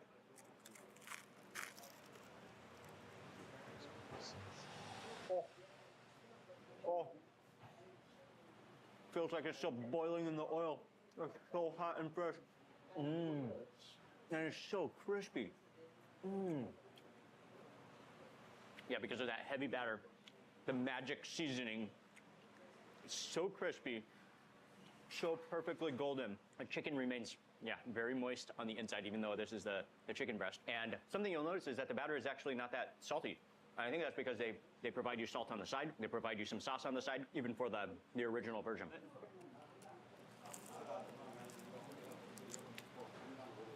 Oh, man. It really is some of the crispiest chicken you'll ever have. That batter, the perfect way that they fry it. So crispy.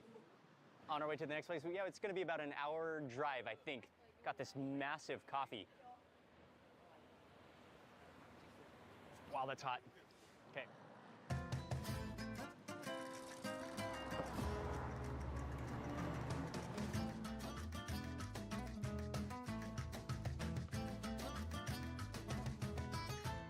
Here we are in the south of South Korea. The area is called Muon, and we're along a road which is called Mongtan, which is quite legendary because this is the #1 place that's known for Hae barbecue, Korean barbecue. And so they grill pieces of pork belly over hay, roasting them, giving it a unique fragrance and a scorched aroma. In a grill, the hay is lit on fire and it burns so hot. Oh, that's why that's the benefit of the hay, is it burns so incredibly hot. You can literally instantaneously hear the crackle. Look at that blaze. Oh, wow, that's on, literally it's pork on fire. Man, that's an insane amount of heat. Wow, and the aroma that comes off of it, it takes less than 50 seconds to cook and you just immediately hear that crackle. All of that pork belly just sizzling over that insanely hot heat. Wow, that's amazing. What a process. Another Korean pyromaniac food.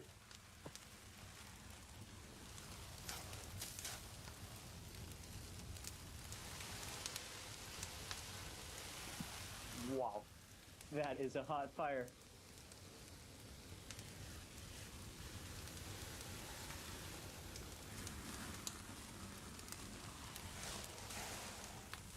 Wow.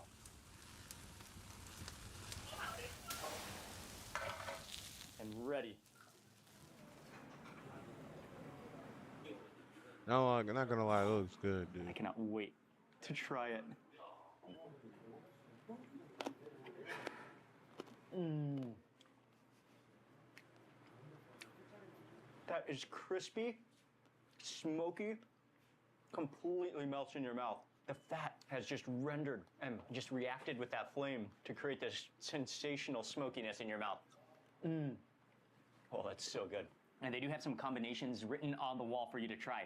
They specifically want you to try the pork belly dipped into their special patty crab sauce. Oh, it's kind of thick. Put into the lettuce. Then you add some of the onion kimchi to the bite.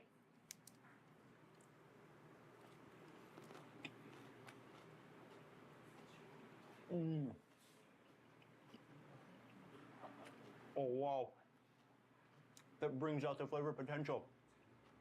The onion is so juicy. The incredible smokiness of the pork belly. And then that sauce definitely has this fermented, seafoody, crabby flavor to it. But that contrast also adds the saltiness. That adds to, complements everything. And the acidity of the onion kimchi. Oh, what a combination. Oh, that's so good. That's so many flavors going on in your mouth all at once. That was tasty. There's no doubt this is a gem of Korean food in the countryside, well worth making the effort and the journey to get here. Just a quick update on this ultimate South Korean road trip. We started in Seoul, we made our way down the west coast. We are now in the very southwest corner of South Korea. And from here, we are gonna continue with this road trip on to the east. And we're driving to the east. We're on our way to a place called Masan, which is just outside of Busan, for the next food where they invented something very special.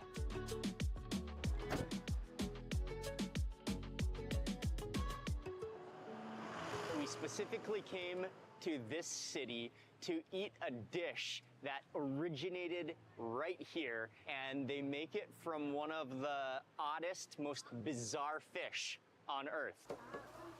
We found the whole monkfish. I mean, it literally is just like almost like a piece of blubber with eyes coming out of it.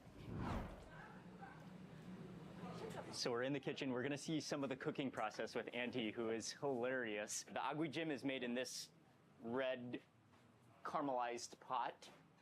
The boiling pots for the steaming and the boiling, and then this pot is for the bulgogi with the monkfish. And so for the agwijim, it includes all these seasoning powders, which she mixes up in that caramelized pot with chili. There's a little bit of what looks like a starch or a flour, and a bunch of seasoning secret powders that she uses, mixes that up with some scallions, with some other herbs. Then the boiled monkfish, which she boils for probably 15 minutes or so, and plus that small mountain of bean sprouts. Then she just tosses that up, mixes it on a low heat, and that's the agwijim, the main dish. This is the original, the classic, the sang agwijim, and it has the monkfish in it, plus a small mountain of bean sprouts, some of the longest bean sprouts I've ever seen in my life. Oh, okay, let's start with this piece of monkfish. I got a nice nugget of the monkfish for my first bite. I can't wait. This is my first time to ever try this dish. Oh, wow.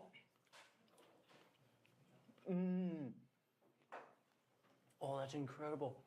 The meat of the monkfish is so meaty. You could almost think that it's chicken, like a really soft, fluffy chicken. And then oftentimes when you get this red sauce, it can be kind of on the sweeter side sometimes. This one is not, it's not sweet. It's just salty, a little bit spicy, and just magnifies the spongy fluffiness of that monkfish. What a dish. I mean, from the moment I saw her in the kitchen, I knew you could trust her with all of your monkfish needs and desires. Man, that's so tasty. The combination, those bean sprouts are incredible. Oh man. This has now become one of my favorite Korean dishes. I can't believe I've never had this one before. My first time, I'm in love with it. Oh, what a dish. That was outstanding. So flavorful, so tasty, spicy, and Auntie making it. She's just the queen of agwijim, of monkfish. She is a legend. So cool. What a meal, what a spot. Highly recommended. And you can eat this dish all over Korea. I know for sure you can find it in Seoul, but just coming to the location where it originates, where it's the most popular, where it came from, gives it even more meaning.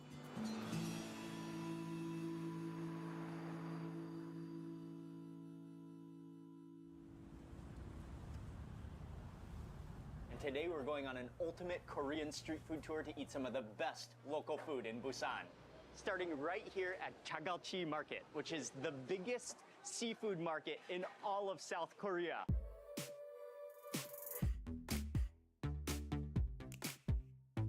doing a beautiful job with that plate of fresh sea bream sashimi. That is, oh man, the transparency, the color of that fish is beautiful. Those spotted sardines, that's just incredible. He cleans them so well, takes out the center bone, dries them, makes sure they're really dry with a towel, and then he just slices them finely, almost like a slicing machine, so thin slices. Oh man, that's gonna be so good, and that's what we're gonna eat for sashimi. Oh, and he's doing a variety of techniques. Well, I love all sorts of fish, but sometimes small fish are some of the tastiest, best fish that you can possibly eat, so I'm really excited to try this. Oh, nice. 감사합니다. Here we are beginning this Busan food tour, ultra fresh seafood. I cannot wait to start digging into that sashimi. And look at the way he made this floral formation of the sashimi, of the bream. Transparent slices, so white. And then it is called hui, which is the raw form of fish or raw form of ingredients. This would be the bean sauce that you could dip into with garlic. Looks like there's some green chilies in there as well. Maybe a little dab in this. Mm. Oh, wow. Oh, that's fresh. The texture, the muscle, it melts in your mouth and it has a little bit of chew at the same time. What a just ultra clean fish. And we also have the seasonal specialty, which are the spotted sardines, a delicacy. Mm. Because it has little bones in it, it has this little bit of a crunch to it. But the way he sliced it, you can just crunch through the bones, giving it extra texture. Almost has a little buttery feel to it with that crunch. Oh, that's so good.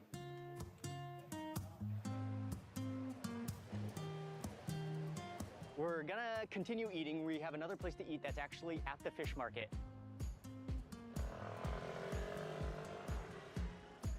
The next place we're going is down this alley. There's so many signs on this alley, so many colors.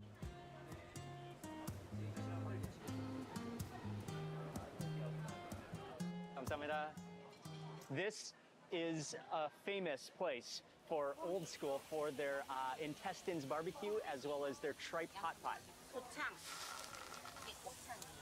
This is the gopchang. Whoa. That's the intestine? Wow, that's a whole coil.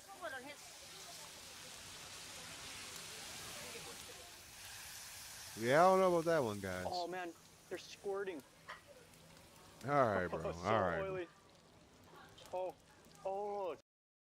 I'm sorry, he made that shit weird. We're good on that. We're good on that.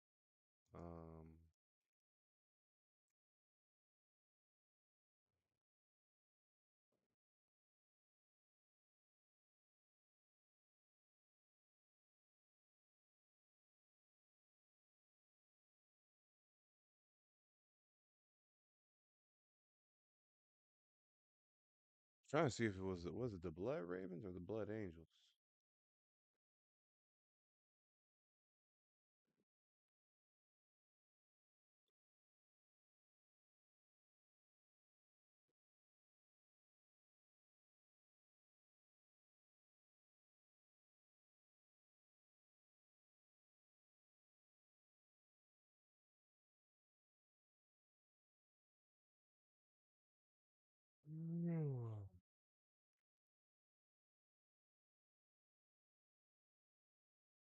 Trying to see if was this the one I watched. I don't recall.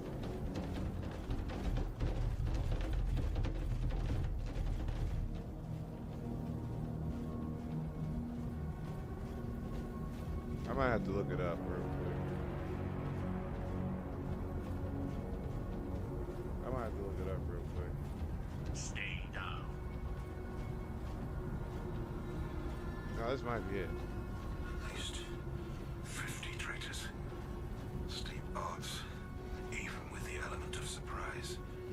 But if we temper your desire for bloodshed, it borders on recklessness.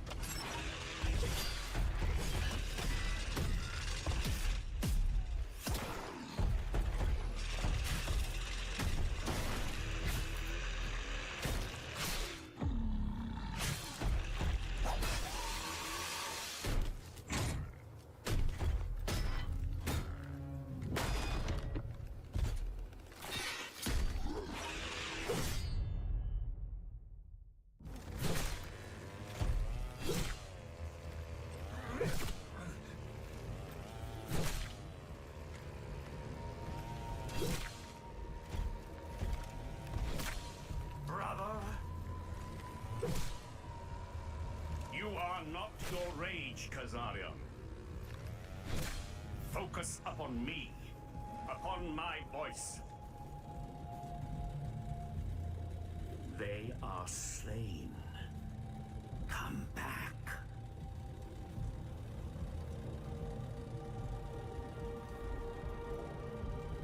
Bear witness.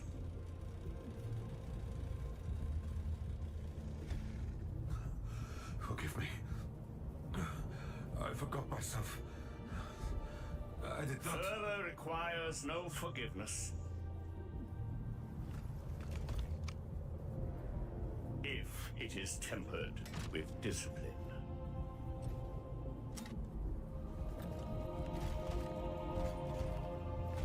I am in control. Are you? I am, Chaplain. See, we're gonna watch a little bit of that. Let me see. What was it from? I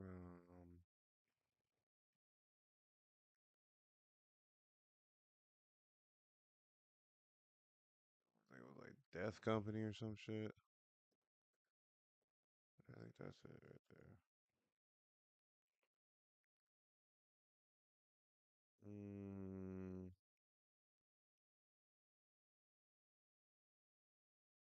Okay, yeah, it was Angels of Death. Okay. I was tripping. Tripping.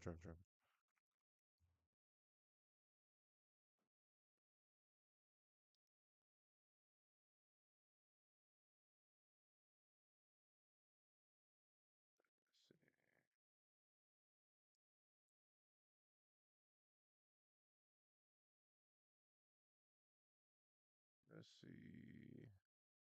Let's see.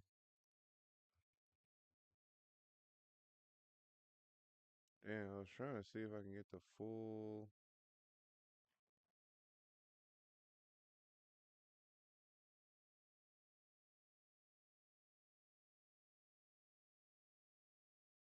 Damn.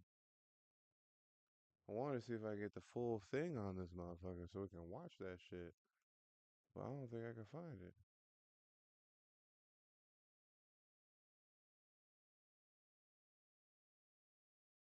I don't believe I can find it.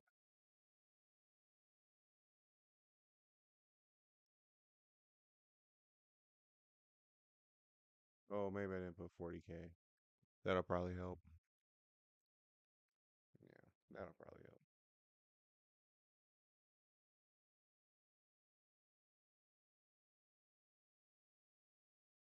Yeah, that'll definitely help.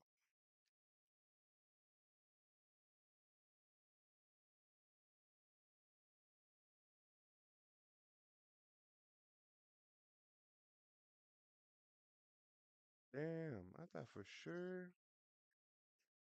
Man, that's crazy. I thought for sure there was one up here that I seen that had the whole fucking episodes on it. But I guess fucking not. I guess fucking not. Alright. This episode is brought to you by Mastermind Models and Miniatures and Liber to Monica.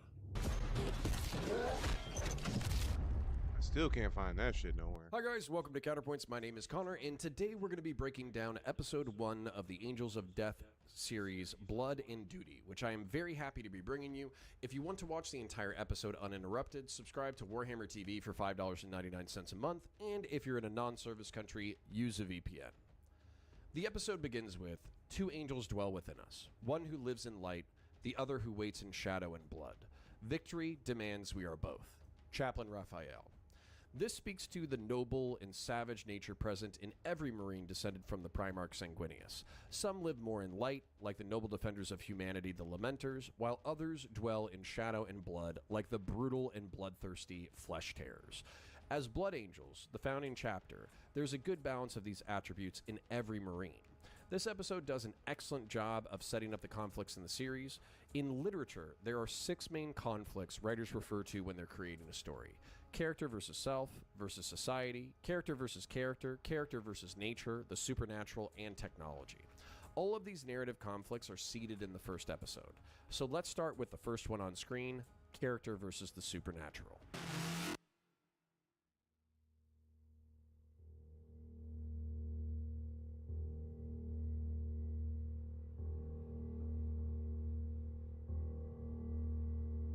We are the Emperor's will made flesh.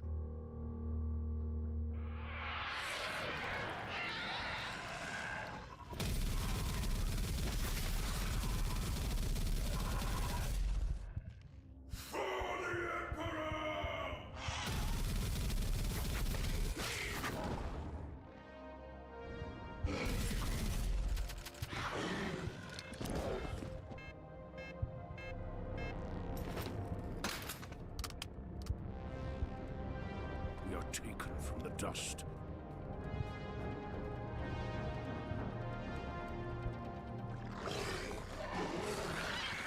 We shed our weaknesses, our frailty.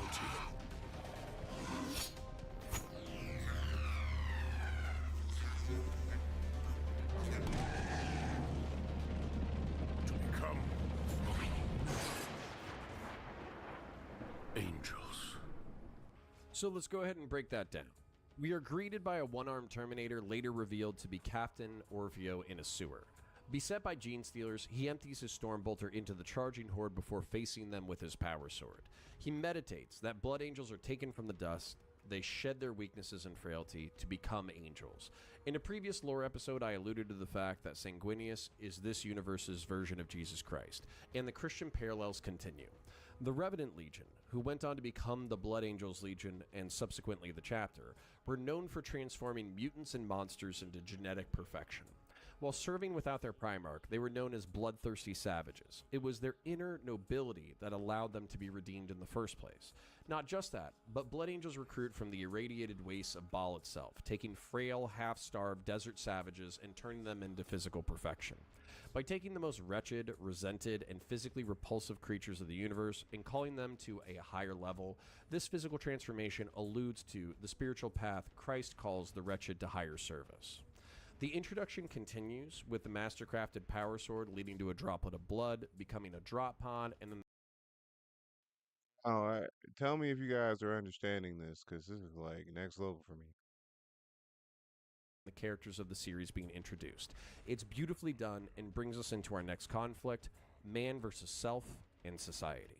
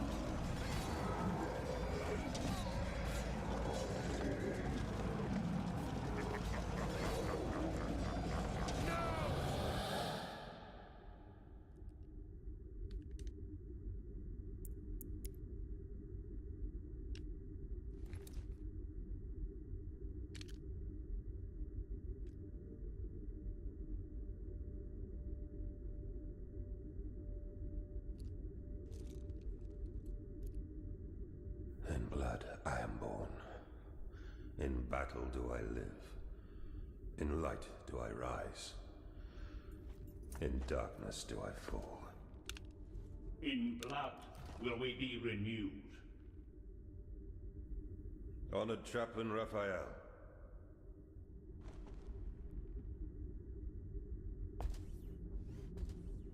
We are brothers before any other rank. Is there something you wish of me? Only to speak to a friend. I have duties to attend. Duties beyond this voluntary solitude. There is nothing I would speak of, Chaplain. I will patrol the lower decks. I was there to see you succeed in the trials. I watched as you became an angel in both heart and deed. Yet now I look upon a brother that would rather see me a stranger. We were lost in the storms and are now trapped over this blighted world, kept from returning to blessed Baal. Do you not chafe at this inaction? Did your service to the Death Watch make you nothing but a weapon, Kazarian? Can you no longer find peace, even here? What more is a Space Marine than a sword against the dark? The galaxy burns.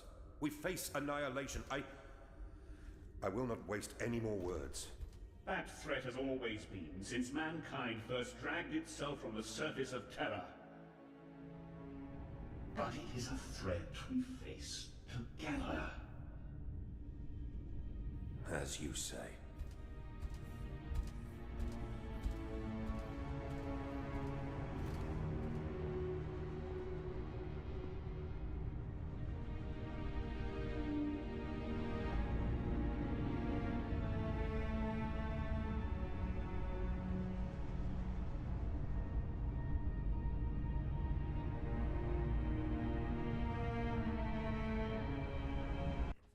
Nice. So let's go ahead and break that down. Kazarian is in prayer, which is a common meditative practice for the Blood Angels. Because of their savage temperament, they are taught to contemplate 5 angelic graces and 5 warrior virtues. The graces are honor, humility, mercy, restraint, and forgiveness, while the warrior virtues are strength, savagery, abandon, rage, and detachment. Blood Angels have a genetic flaw, making them prone to outbursts of rage and violence, and so they have to temper that impulse with prayer, meditation, caring for their equipment, and creating art. Part of the reason why the ship, armor, and equipment of the Blood Angels is so ornate is because the angels and their serfs spend countless hours creating to tempt them away from their own savagery. Sons of Sanguinius, as they age, can begin to see visions of the death of their Primarch. They can feel the pain and rage of that day. As these visions take hold, they can lose their grip on reality and launch into a berserker rage, attacking and killing everything within reach. These Blood Angels' armor is painted black in mourning. They are restrained and only unleashed on the battlefield, guided by chaplains who direct their fury. By seeing these visions, Kazarian knows he is doomed to this fate, but doesn't know how long he has until he's consumed.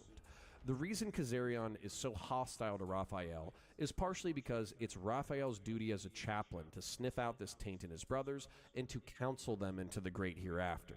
If he admits his visions to Raphael, it is to admit that he is doomed, something that he's not yet ready to admit. Kazarian shows that he is being consumed by the darkness and unable to find peace because rather than speaking of the angelic graces, he can only focus on the virtues of the warrior, which brings us to man versus technology as a conflict.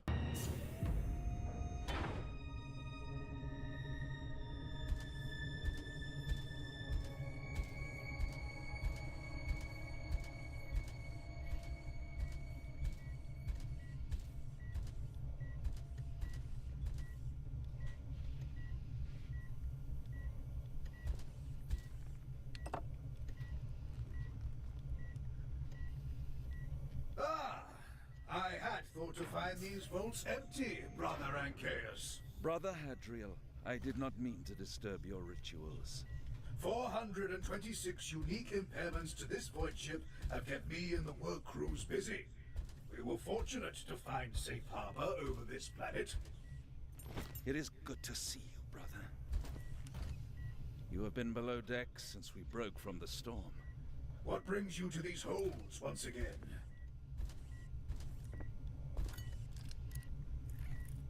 I would tend what is left after the battle. Without an apothecary, it is all I can do to ensure their legacy continues. You do vital work.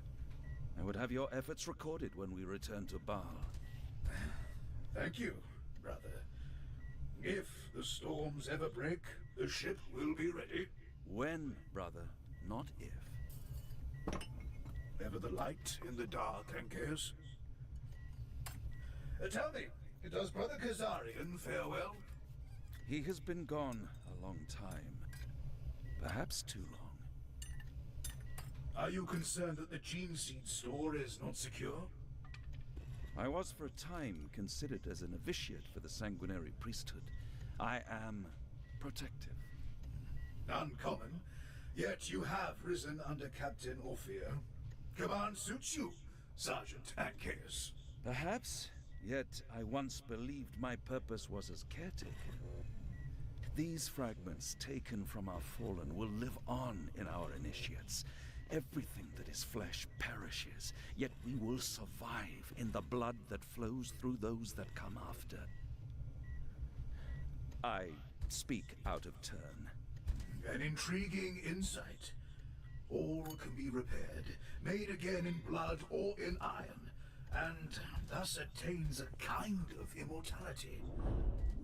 So long as we remember.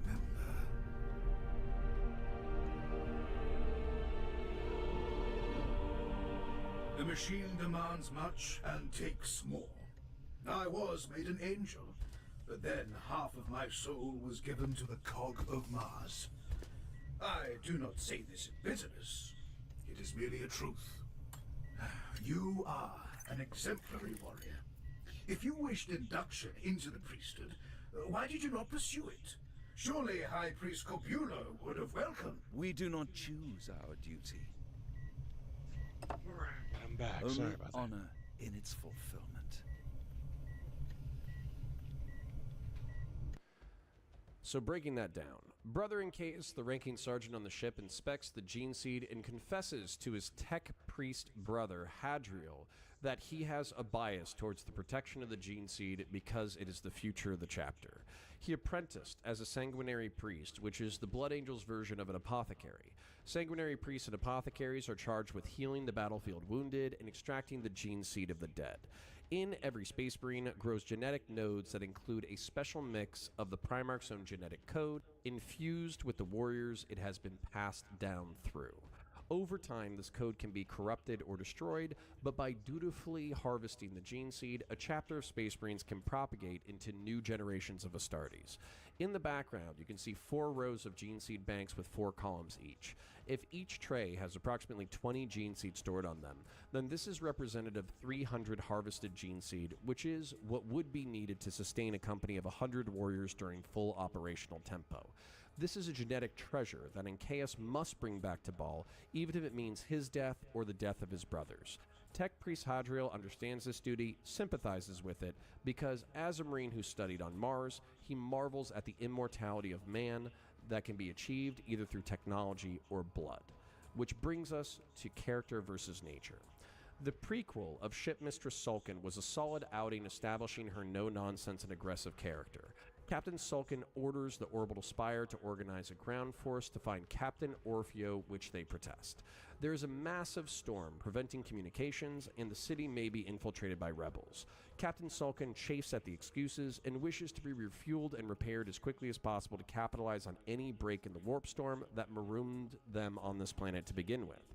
A storm-racked flotilla stands by, waiting for the Sword of Baal to guide them out.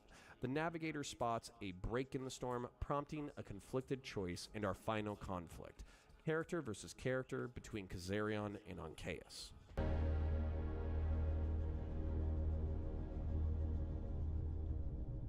How long do we have? Not long, my lord. This is unlike any warp storm I've ever seen. Wow. Why do they not move? Surely their own navigators see this chance. They are afraid, my lord. The tower has already requested us to lead the flotilla through the storm gap.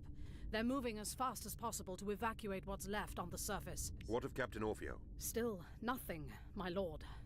For all that the tower offers us supplies and safe haven, the surface could harbor anything. It is supposed to be a desolation.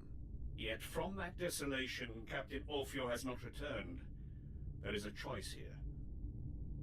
To locate the captain's return, or follow our orders to Bar. Our first duty is to the captain. As explained, the surface cannot be contacted. Then we go down ourselves. Only 11 of us remain on this vessel. The gene seed stored in our hold must be returned to Baal. And the captain? He knows our duty. And it appears I am the only one who remembers what it is to have honor. How can you say such a thing? We are not lone warriors here, Kazarian. As you once knew and should remember. Enough. Honor, duty, blood, and oaths. Our path lies not in one, but upon the blade edge between them. To doubt each other is to be defeated before we face an enemy. Even in such moments, you still seek to teach us. What time is better than a crisis?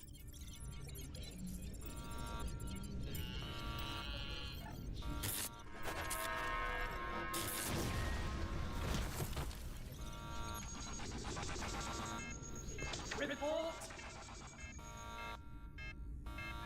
Emergency signal detected. Code Vermilion. It's coming Yeah, from I the don't surface. know. It's She weak, looks but pretty it's crazy. breaking through the interference somehow. My lords, it matches Captain Orfeo's beacon.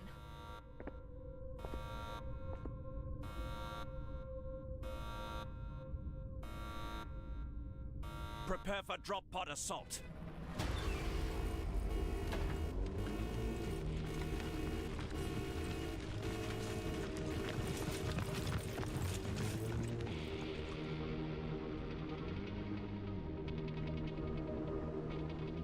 We are his sons, forged to grim purpose. In crimson clad, with fire in our hands and fury in our hearts. We are his angels, and our gift is death.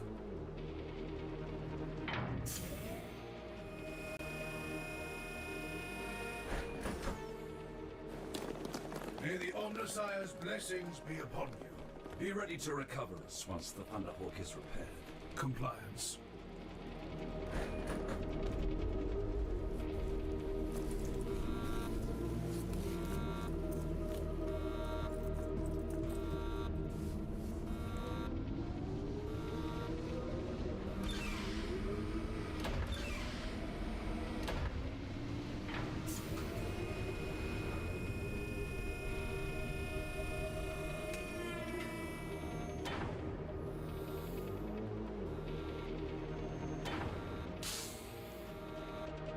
Drop pod secundus ready. Drop pod quarters ready. Ship Mistress, the proximity of the tower is complicating our launch trajectory. The governing machine spirits protest. Override them. The blade falls at your word. Launch.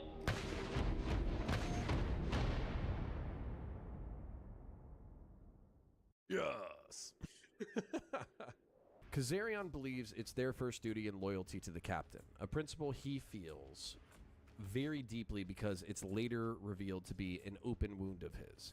And Chaos believes that their duty is with the Gene Seed and returning it to Ball to ensure that this company survives. Considering they are down to 11 Marines, this is the pragmatic choice. Raphael's counsel is that it's not that either of them are wrong, but it's that their conflicting duties demand of them a higher conduct than their petty squabbling. Leaders are always presented with these choices when in command, and successful Marines balance all of them. Kazarian states he is the only one who remembers what it is to have honor, which chafes everyone in the room. Kazarian may have served with the Death Watch, but he is not the only warrior who has risked death and the Black Rage.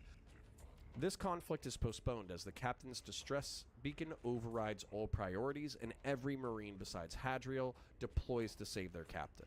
My original breakdowns were little more than reactions with haphazard commentary, so I'm actually really enjoying going back and diving deeper.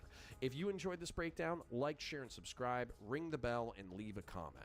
Post your favorite angelic grace or warrior virtue below, or simply type in comment for the comment gods. Join the Patreon and the Discord if you're so inclined. Check out the sponsors, and I'll catch you in the next one. Bye. Hey, you. We're gonna watch another one. Yes, you.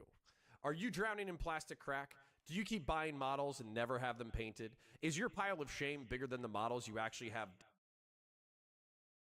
This episode is brought to you by Mastermind Models and Miniatures and Liber to Monica. You see our frequent content about how the Blood Angels meditate on 5 graces and sword. The establishing shots of the episode remind you how small this conflict is on the scale of 40K, while still involving demigods of war fighting abhorrent monsters.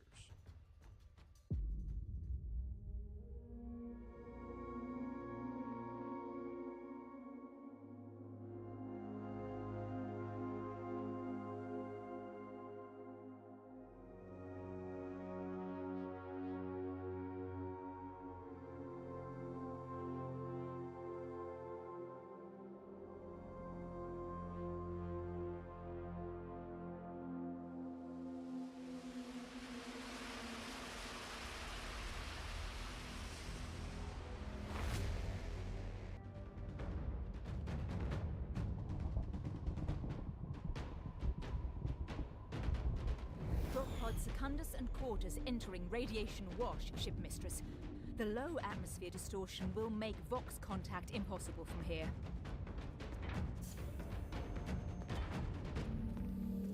Auspex maintain sensorium markers. Hold on to their position as long as we can. Without darkness, there can be no light. Without death, there can be no sacrifice. Without war, there can be no victory.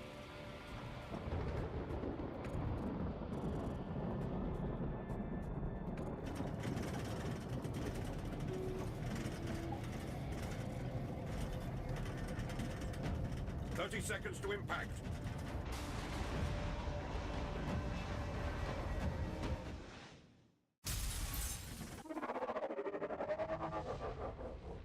Collision. Course altered. 0.15. Impact angle? Within tolerance, brother. It won't be smooth, but we've endured worse.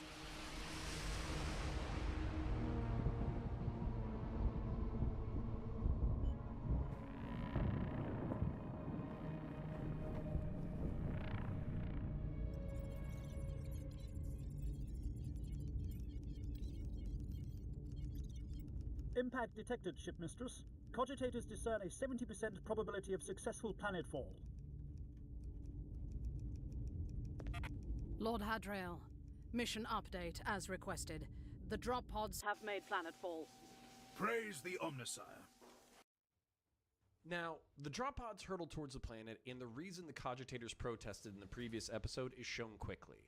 A drop pod connects with a building, throwing it off course, but the ceramite-plated warriors show little concern as they know their physiology and technology will see them through.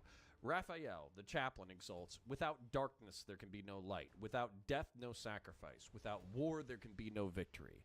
As a viewer, you can just take this as Warhammer 40k being pretty metal, but what I think is even more metal is what the existence of a chaplain and his exaltations implies.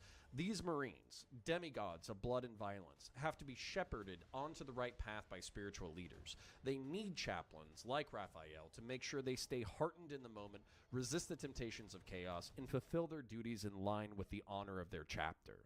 The teams are separated through this incident, and Kazarian prioritizes retrieving the captain over reconnecting with Chaos. Comms are scattered, and radiation levels are above human tolerances, indicating a possible nuclear holocaust. The team presses on to a holy monument, now desecrated.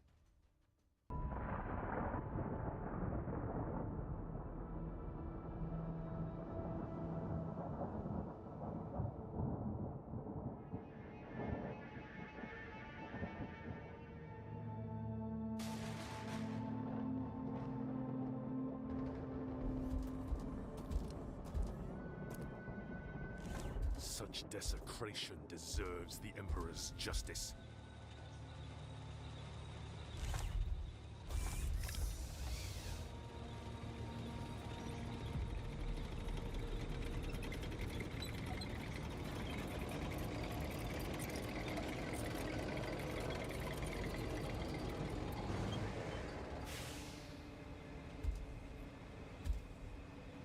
Hold. All commands by closed Vox. Why have you come? We asked for no aid. This is our city. They show little fear. Should they, Brother Tyro? We are the Emperor's angels. Everything fears us. This is the Emperor's city. Where is our captain? Naedes was alive. They promised us safe harbor. Multiple strikes confirmed. The bounty is dead. Battle alert, all stations stand to. Run out the guns and light our shields. It is not safe out here. There has been fighting this day against the enemy. Come with us. We will return to the tower together as friends. They could help us find Captain Orpheo's beacon, Sergeant. Noble warriors, come!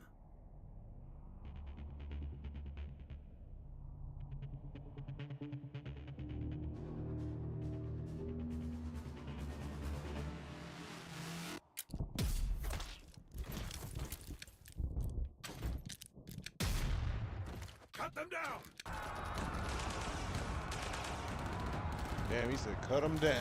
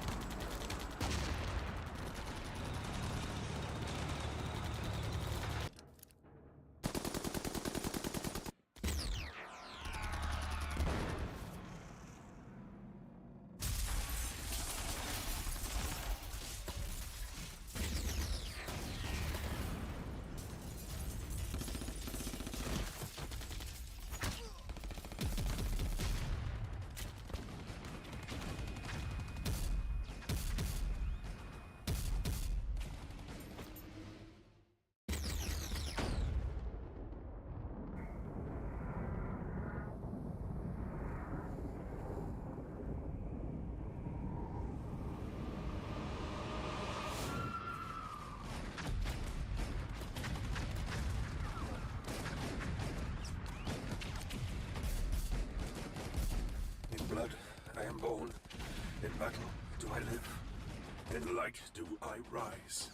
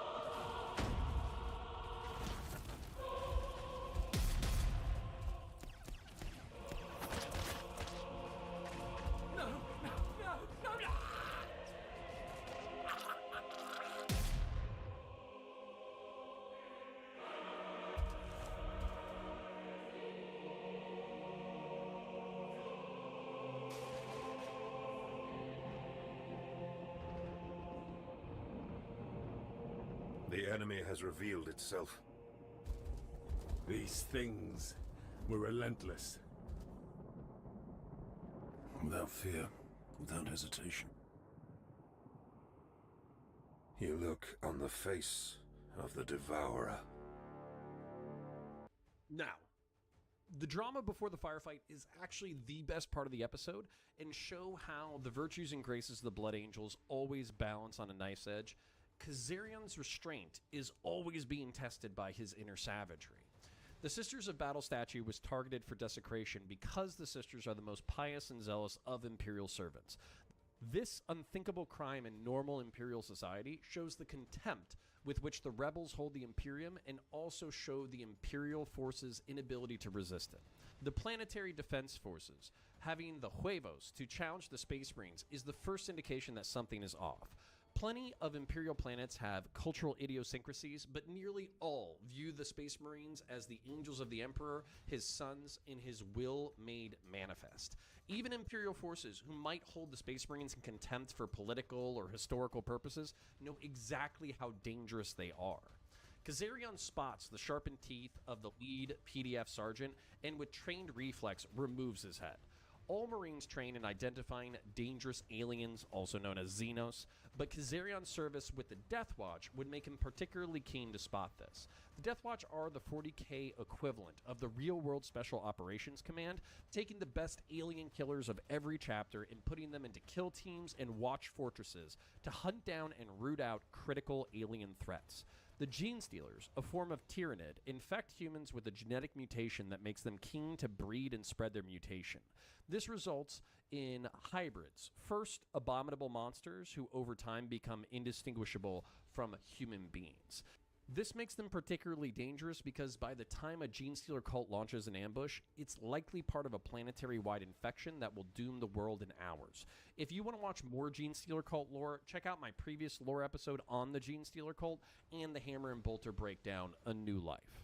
Now, we get little glimpses of the violence that we're so craving, like the spinning blade leading into a one-handed bolter shot along with Kazarian cutting through cultists and chimeras like butter, and the only true moment of danger being whether or not Kazarian was going to go berserker after taking a multi-laser charge to the chest. But Kazarian's restraint wins out. The second squad comes to the rescue and slaughters the horde with wrathful abandon, which brings us to the ship. I'm going to try to keep my reviews and breakdowns largely focused on the positive, but I'll admit the frequency with which they jump between the ship and the Marines is annoying, and considering how little happens, it feels like they're just padding out the runtime. I'll also admit I'm personally more focused on the Marines, but the voice acting of the Captain Sulkin and the bridge crew is excellent. So, just as the Sword of Baal is preparing to leave, the Bounty, a transport from the flotilla, breaks and warns them via Vox that they've been infiltrated. The Bounty is cut down by ships from the flotilla. The Gene Stealer cult springs their trap, locks the Sword of Baal to the tower, and begins boarding the ship. If the Sword of Baal tries to rip from the dock, they will destroy themselves, and if they're boarded, they will become fresh bait to trap more Imperial forces. The fight is on for every Loyalist life. Now, if you like this breakdown, like, share, and subscribe, and be sure to ring the bell that gives you all the notifications to check out our new content. Comment your favorite Blood Angel, Grace, or Virtue, or simply leave a comment for the comment gods. Fight other people in the comments for the sake of the almighty algorithm. Check out our sponsors, and I'll catch you in the next one. Bye. All right, I'm gonna watch one more. Hey, and then I'm you. gonna go to bed. Yes, you. Are you drowning in plastic crack? Do you keep buying models and never have them painted? Is your pirate...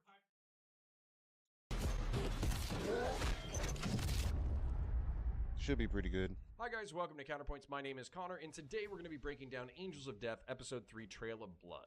If you want to watch the original, go to Warhammer TV and use a VPN if you're in a non-service country. This episode features some pretty good violence and revelations, and as always, I'll show you a majority of the episode and break down its most important components. This episode is brought to you by Mastermind Models and Miniatures and Liber Demonica. Mastermind Models and Minis is an excellent painting studio out of Huntsville, Alabama, who do stunning work. Just look at this Leviathan Redemptor kit bash they painted for me, and Liber Demonica provided some of the parts. Liber Demonica is an Estonian third-party bit studio who makes amazing pieces for Imperial forces and Xenos that just absolutely take your models to the next level. If you want to check out these products, check the links in the description below. This episode begins with, the surest way to win a battle is to attack before the enemy knows they're fighting. The surest way to lose is to not realize who your enemy is. Robert Gilliman, which is a Warhammer 40k ripoff of Sun Tzu, who says, know the enemy and know yourself. In 100 battles, you will never be in peril. When you're ignorant of the enemy, but know yourself, your chances of winning or losing are equal. If ignorant both of your enemy and of yourself, you are certain in every battle to be in peril. A good quote to keep in mind with this episode.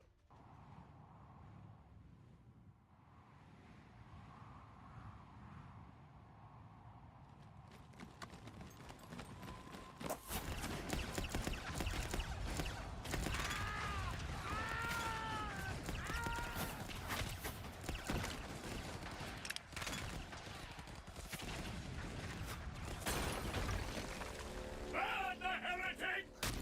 Kill the mutant!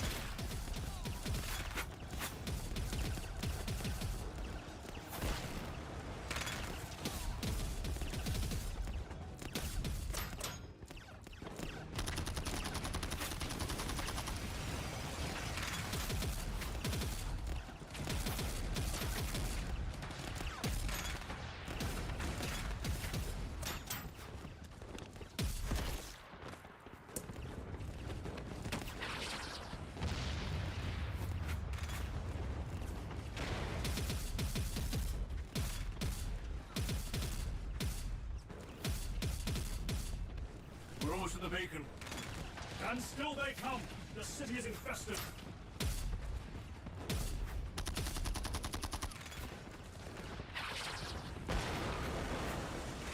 Xenos must have overthrown the ruling powers years ago. The Civil War. Those loyal to the throne failed. This place belongs to the cult.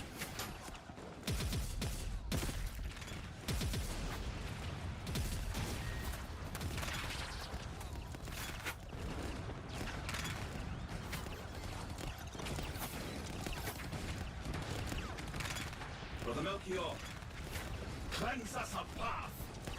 Your will, Brother Sergeant.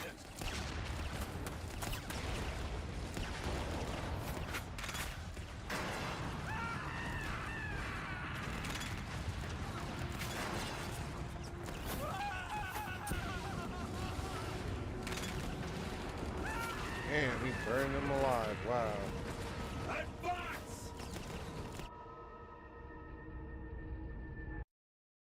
And these are the good guys. Chaplain Raphael's exaltations while he's purging Genestealer cult filth is the official policy of the Imperium. Burn the heretic, kill the mutant, purge the unclean. His bloody rage is justified because while it is not shown in the series, it's clear that this entire planet has been butchered by the cult. There's no tolerance of aberrant thought or physical form in the 41st millennium because aberrant thought leads to chaos and aberrant forms are signs of Xenos mutation. The Space Marines advance under heavy fire because their armor provides them mobile cover. Cover being something that can block or deflect incoming fire, and concealment being something that can hide you but won't stop incoming fire. An important distinction. And KS uses his visual scanners to target the rocket launcher team and to burn a path through the rebels. Since a rocket launcher is the only thing truly capable of killing these Marines, my personal tactic would have been to use the sniper to take out the rocket team and the flamer to clear the path, but all the same, the speed and ferocity of the Marines sees them through. In the Space Marine arsenal, the Stalker pattern bolt rifle is used as a sniper weapon and the flamer is used to scourge hordes. While it does relatively low damage to armored vehicles, the flamer can reliably push past swarming enemy.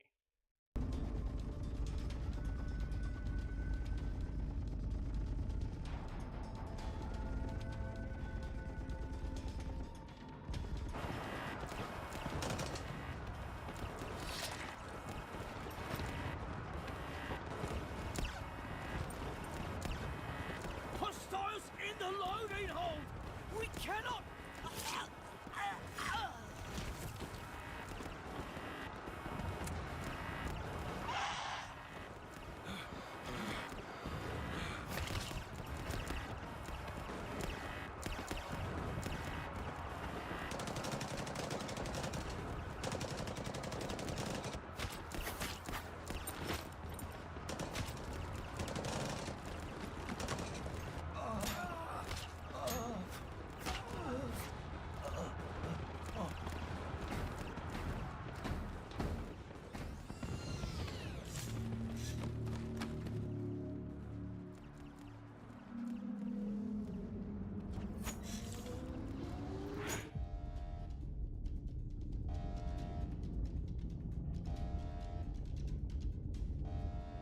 The docking limb release is non-responsive. The hostiles have almost reached the Void Shield plasma conduits.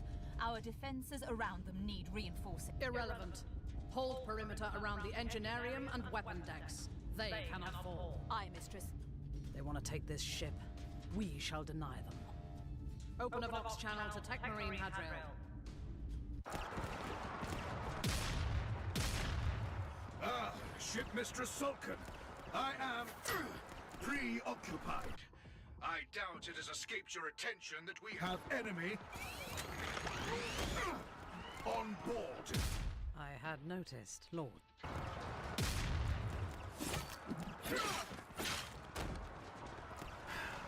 Speak. The enemy is attacking through the loading bay. We cannot break from the tower. The docking limb must be disengaged, but the anchor release is not responding. Compliance. I shall see to it. Picked feed to the loading bay established, Ship Mistress. It's distorted and intermittent. Show me.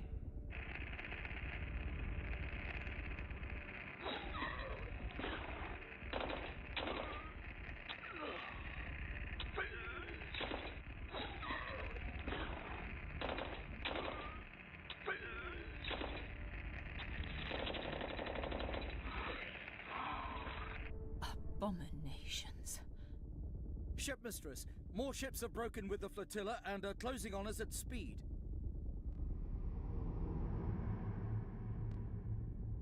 Unleash our broadsides. Burn them from the void.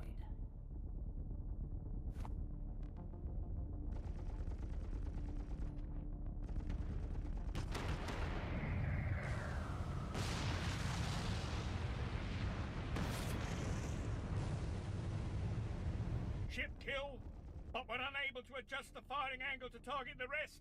They're still closing.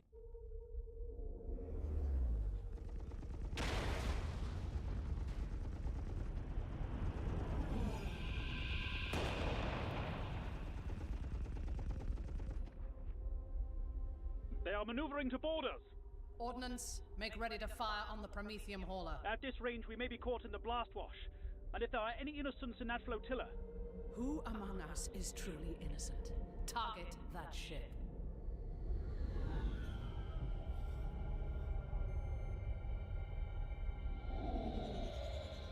Prow battery ranged and loaded.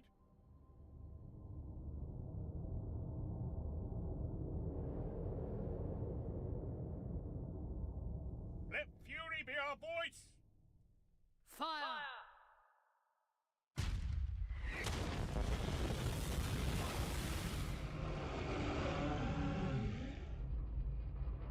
All hands, make ready, brace!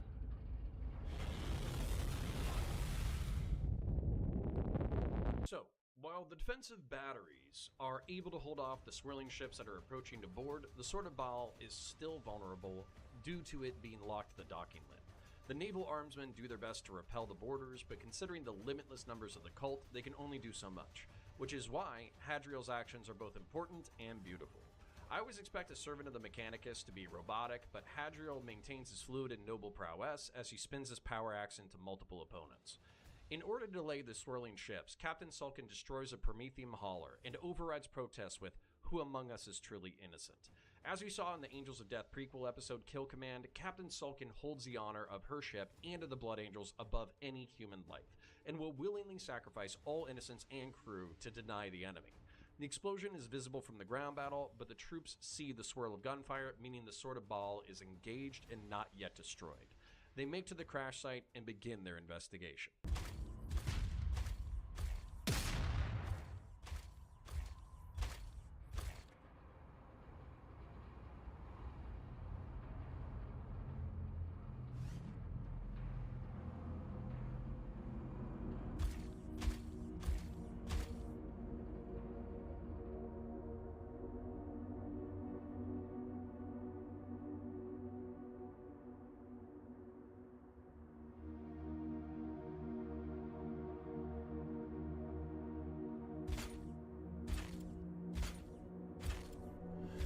Multiple detonations, light and heavy arms fire.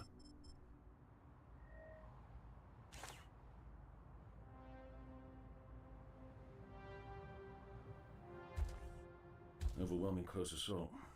They were ambushed. Secure the site. Kazarian, to me.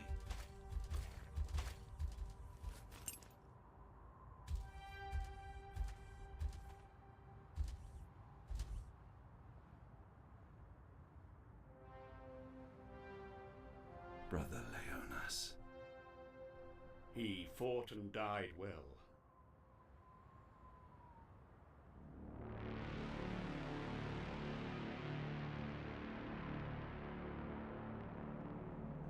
The signal that brought the captain to the surface. What was the source? Unknown, Brother Kazarian. But it was of the highest encryption and validity. It cut through the signal interference to reach us. Just like the captain's beacon. They bring us to their mouth a piece at a time.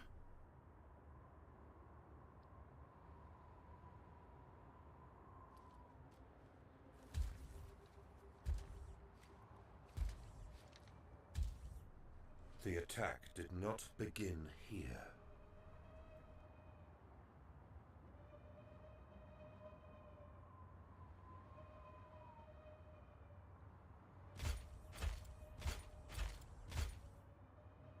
We will come back for your gene seed, brother. you will live on.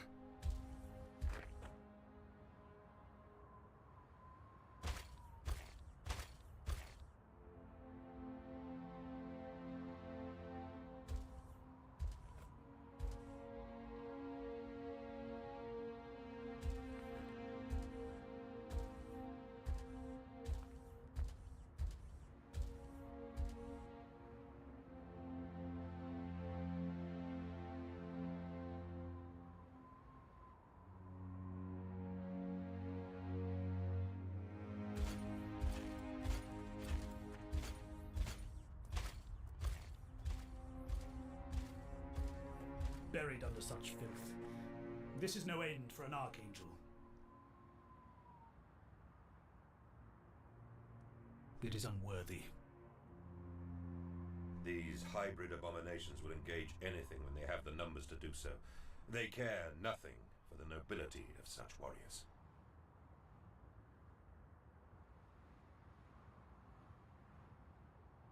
They moved to this tunnel opening to shelter from the weapons fire.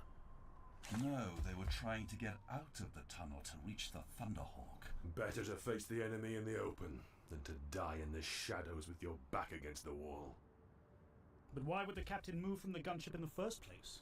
Because there was someone else here. Tell us what you see, Brother Kazarian. Look for yourselves.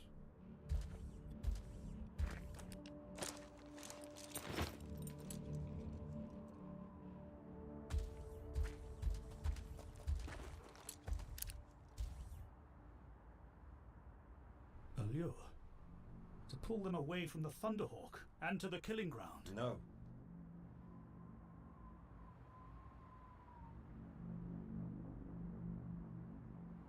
They were protecting it.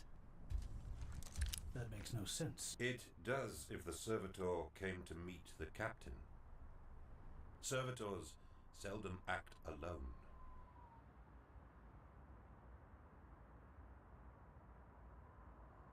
The cult tried to prevent the meeting. Then what are they doing now? Watching. Waiting. You know their nature well.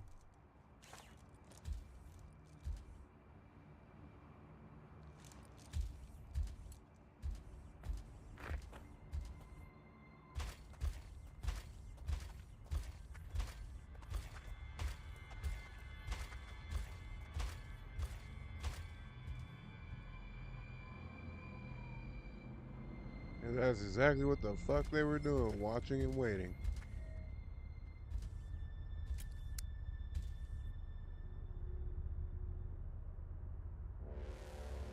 Gene stealers. Pure strain form.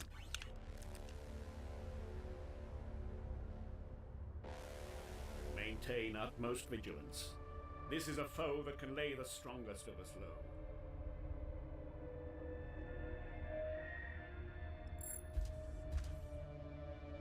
Orpheo's signal.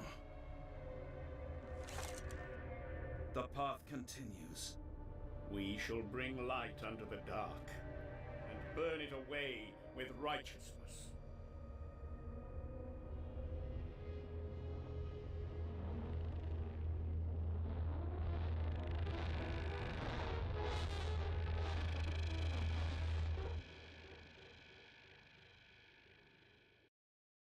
The reason the Marines find the loss of the Terminators and the Thunderhawk so disturbing is because Terminator armor is granted only to company veterans, is nearly impregnable, and each suit is rumored to contain a sliver of the Emperor's own armor. It is only the strongest opponents who can bring down Terminators, meaning that these Marines know they're way in over their heads.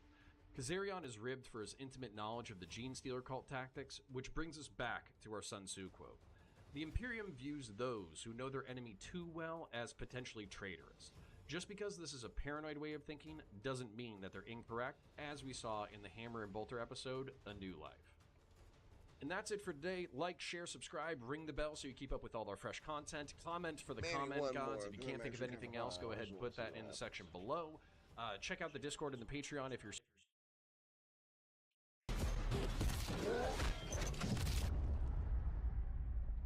Hi guys, guys, welcome to Counterpoints. My name is Connor, and today we're going to be breaking down Angels of Death Episode 4, Awakenings. If you want to watch the original, go to Warhammer TV, and if you're in a non-service country, use a VPN. This episode is brought to you by Mastermind Models and Miniatures and Liber Demonica. Mastermind Models and Miniatures is an amazing paint studio out of Huntsville, Alabama, who do fantastic work, and who are currently waiting for you to bring them their next commission. Go ahead and check out the links in the description below. If you have a painting project, they can take on for you. And Liber Demonica is an Estonian-based third-party bits manufacturer who make amazing pieces to take your model to the next level. This episode begins with From Wisdom Control, from Control Strength, and from Strength Victory, Chaplain Raphael.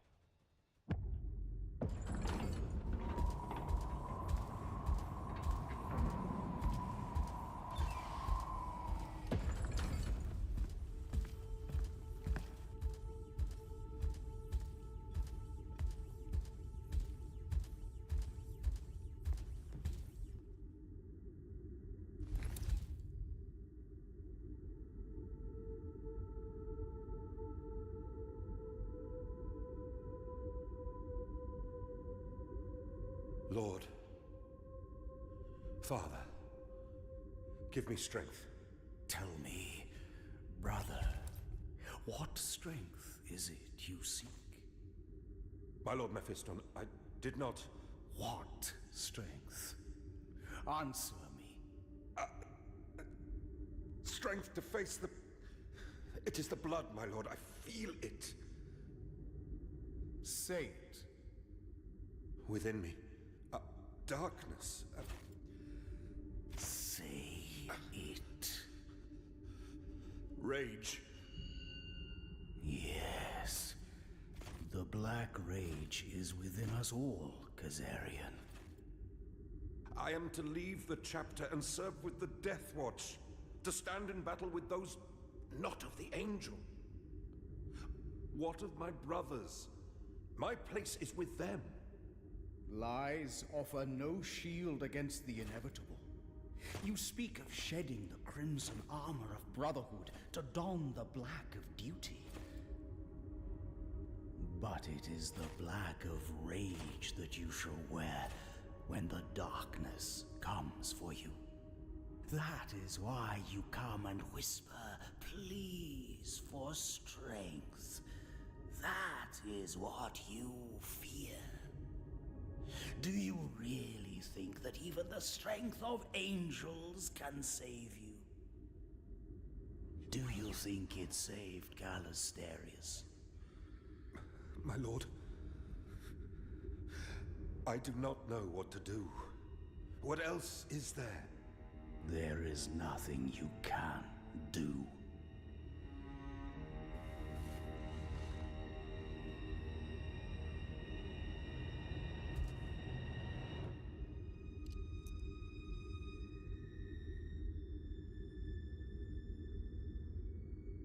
Our gift is a curse delayed, and nothing more. There is the blood, and there is nothing else. See, who the fuck was Darkly, that? darkly, darkly beautiful. And what's also beautiful is seeing the blessed moons of Baal in the background as Kazarian walks into this chapel. Mephiston is the centerpiece of this opening, and he can be seen almost teleporting in shadow across the church to taunt Kazarian. Mephiston is the Lord of Death, formerly a Psyker of the Blood Angels chapter named Gallisterius, who succumbed to the Black Rage. During the Second War of Armageddon, Gallisterius was crushed by a church and laid there for weeks while the madness took him. He emerged in control of his faculties, but with him came a darkness and a new power. He used this power to challenge and battle the warp gods, demons, and tyranids, again succumbing to the Black Rage, but was gifted something in his second return. A shard of the soul of Sanguinius asked him to integrate the dark half of the Blood Angels into his being, and he is now one of the most powerful Psykers in the Imperium. Mephiston mocks Kazarian because he likely feared the Black Rage when he was Gallisterius, but by giving into it and mastering it, he has become something else. Abandon is one of the Blood Angel's virtues, and to abandon hope is to turn yourself over to your flaw and to become a holy weapon on behalf of the Blood Angels. Kazarian fears this end and prays for strength against it, But to Mephiston, it is as certain as gravity. Our gift is a curse delayed, nothing more. There is the blood and nothing else. Blood angels are gifted focus, humility, mercy, restraint, forgiveness, and must use their strength, savagery, abandon, rage, and detachment to fight their battles. These are the graces and virtues of their order. But while they have biologically long life, being one of the longest lived chapters, they are still cursed with the red thirst for battle and the all-consuming black rage.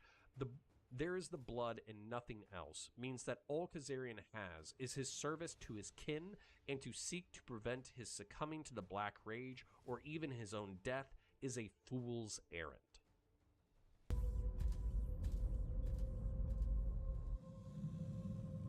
It is time, my brothers and sisters.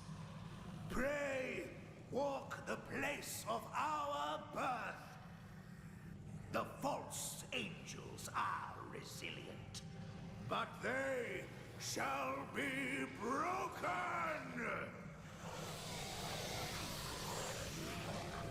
They are divided.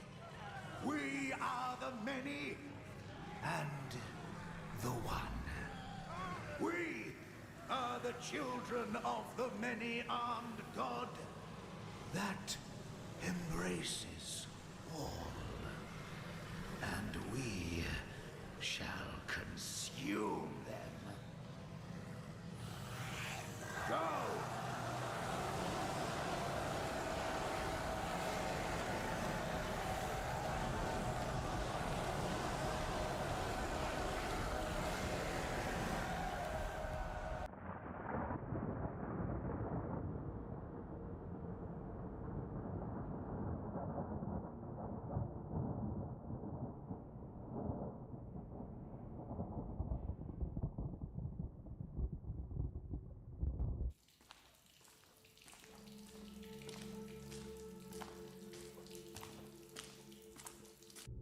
You go to our shackled siblings. The hour of our flight to the stars approaches. It cannot be lost. The many-armed God awaits us. We cannot allow the unclean to keep us from its embrace. They are impure. And against the false angels, even the impure of our flesh shall find purpose.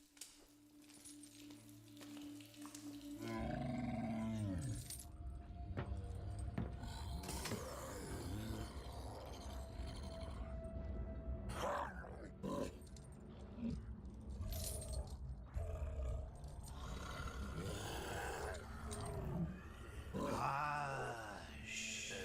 Hush now.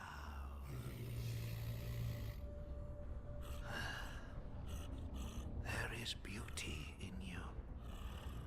You were to be left here, chained, while we seek the embrace of the many-armed God in the stars.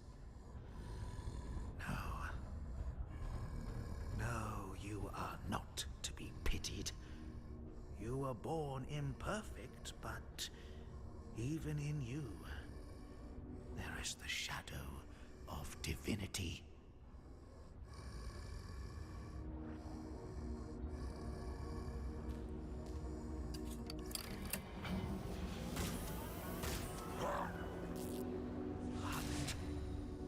Hunter! Now, the Gene Stealer cults are repulsive to us, especially the loyalist sympathizers among us, but they see themselves on a divine quest. They have already overthrown the Imperial forces of the planet and cannibalized the population, with the only reason why they haven't been harvested by the Tyranids due to the opening of the Great Rift. This was the psychic aftershock of the destruction of Cadia that ripped the galaxy in two, creating massive warp storms and making much of the central galaxy difficult or impossible to traverse. The Gene Stealer cult make up for what they lack in physical beauty and raw numbers and strength. They all manically believe that they will be raptured to heaven by the many-armed God and are hell-bent on killing their opponents and calling for a hive fleet to consume them. During the early stages of infection of a Gene Stealer cult, many misshapen monsters are created, including aberrants. Aberrants are horribly disfigured monsters of incredible strength. And while they're looked down upon by the cult, their loyalty to the tribe is absolute. They are used as shock troops to bring down the strongest enemies, which brings us back to their prey. The Marines have excellent trigger discipline as they clear the caves. They find Captain Orfeo's beacon and drag marks showing his body was taken. Chaplain Raphael hands Orfeo's sword to Ancaeus as a badge of office, as he is the clear successor. The Marines continue on the trail, finding more corpses.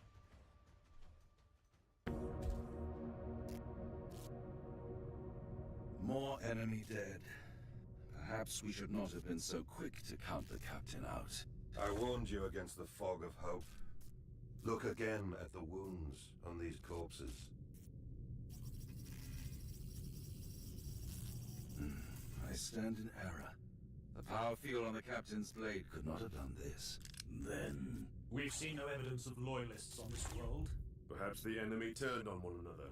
Punishment for some failure. Or a surge of infighting. More likely, whoever has the captain's body was defending their prize. Must you press the worst? It serves us ill to turn from truths that you cannot bear. It is unwise to dwell on the nature or intent of the Xenos.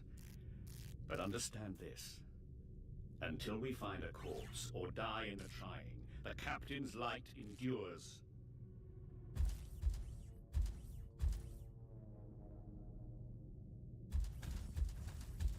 It seems improbable that anyone was able to drag the captain this far. And yet here we are, brother. I would not underestimate the beasts and terrors that stalk this universe. Emperor knows the captain has slain his share of them. You remember our mission on the Black Moon of Kratos? An ambush of greenskins? Their warlord was a mountain of iron and sinew. Orfeo was a good sergeant. He was... That was a long time ago. And long too since my brother Kazarian spoke with me as such. What happened to you? Do not press me on this. I see the face I knew, but not the brother who wore it.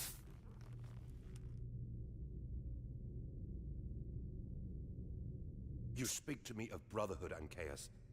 Yet I was sacrificed to duty when I most needed the bonds of blood. You were honored by being sent to the Death Watch. And I honored the chapter with my service. And you return a stranger, a shadow with contempt in his heart. You cannot understand the darkness, the thirst. We all bear the curse of our gifts. But not alone! I did not want to go, brother. I did not have the strength to face it alone. And now I fear the darkness will take me. Stop. Something stirs. Oh, at last!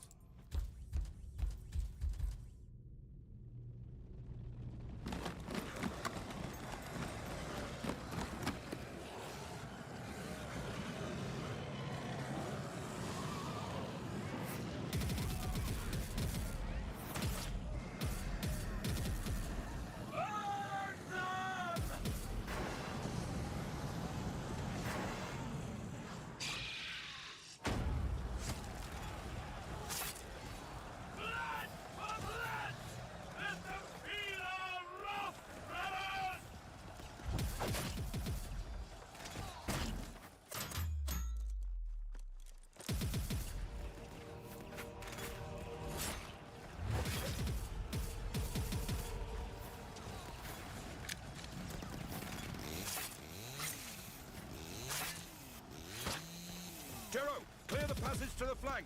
Aye, Sergeant. We are the Angels of Death!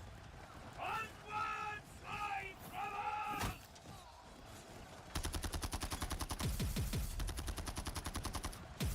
You kill well today, brother.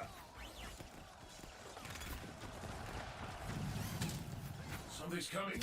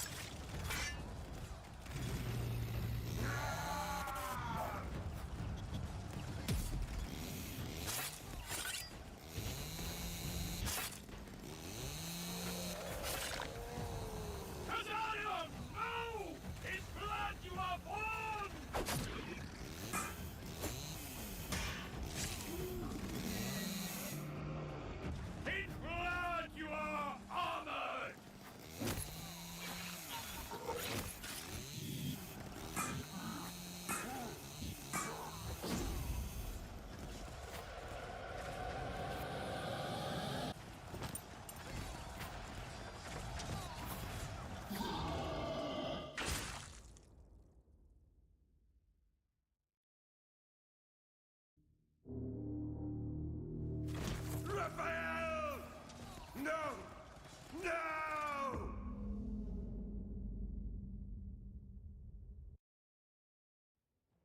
Now, the tension between Ancaeus and Kazarian is palpable until it comes to a boil. Kazarian, detaching himself from his brothers and trying to melancholically embrace his fate, is confronted until he admits that his service to the Death Watch broke him. He believed that if he stayed with his brothers, maybe the Black Rage would not be taking him, and in so honoring him with a tour with the Death Watch, his brothers have actually doomed him to die.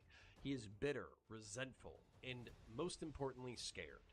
Space Marines are often depicted as autistically emotionally shallow, and so to have these depths or emotions admitted and the core of the narrative shown is actually quite beautiful.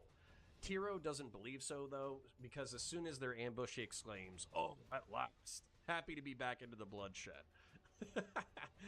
Raphael suspiciously screams blood for blood, almost calling out to the blood god, and he's having almost a little bit too much fun with the Gene Stealer cult. Koro is unfortunately killed by an aberrant, triggering the rage in Kazarian, while Melchior creates an improvised bomb to kill another one of the large attackers. Kazarian's rage saves Ancaeus, but Raphael sees him losing it and starts screaming prayers at him. Raphael shakes Kazarian back into sanity, but then dies in the act.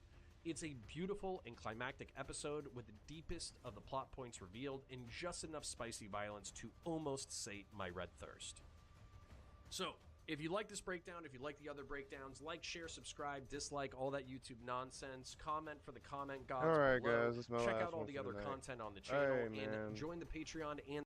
If we can get those mints done, man, that'd be great. Listen, we're almost there, guys. Let's just do it. Let's just do it. Until then,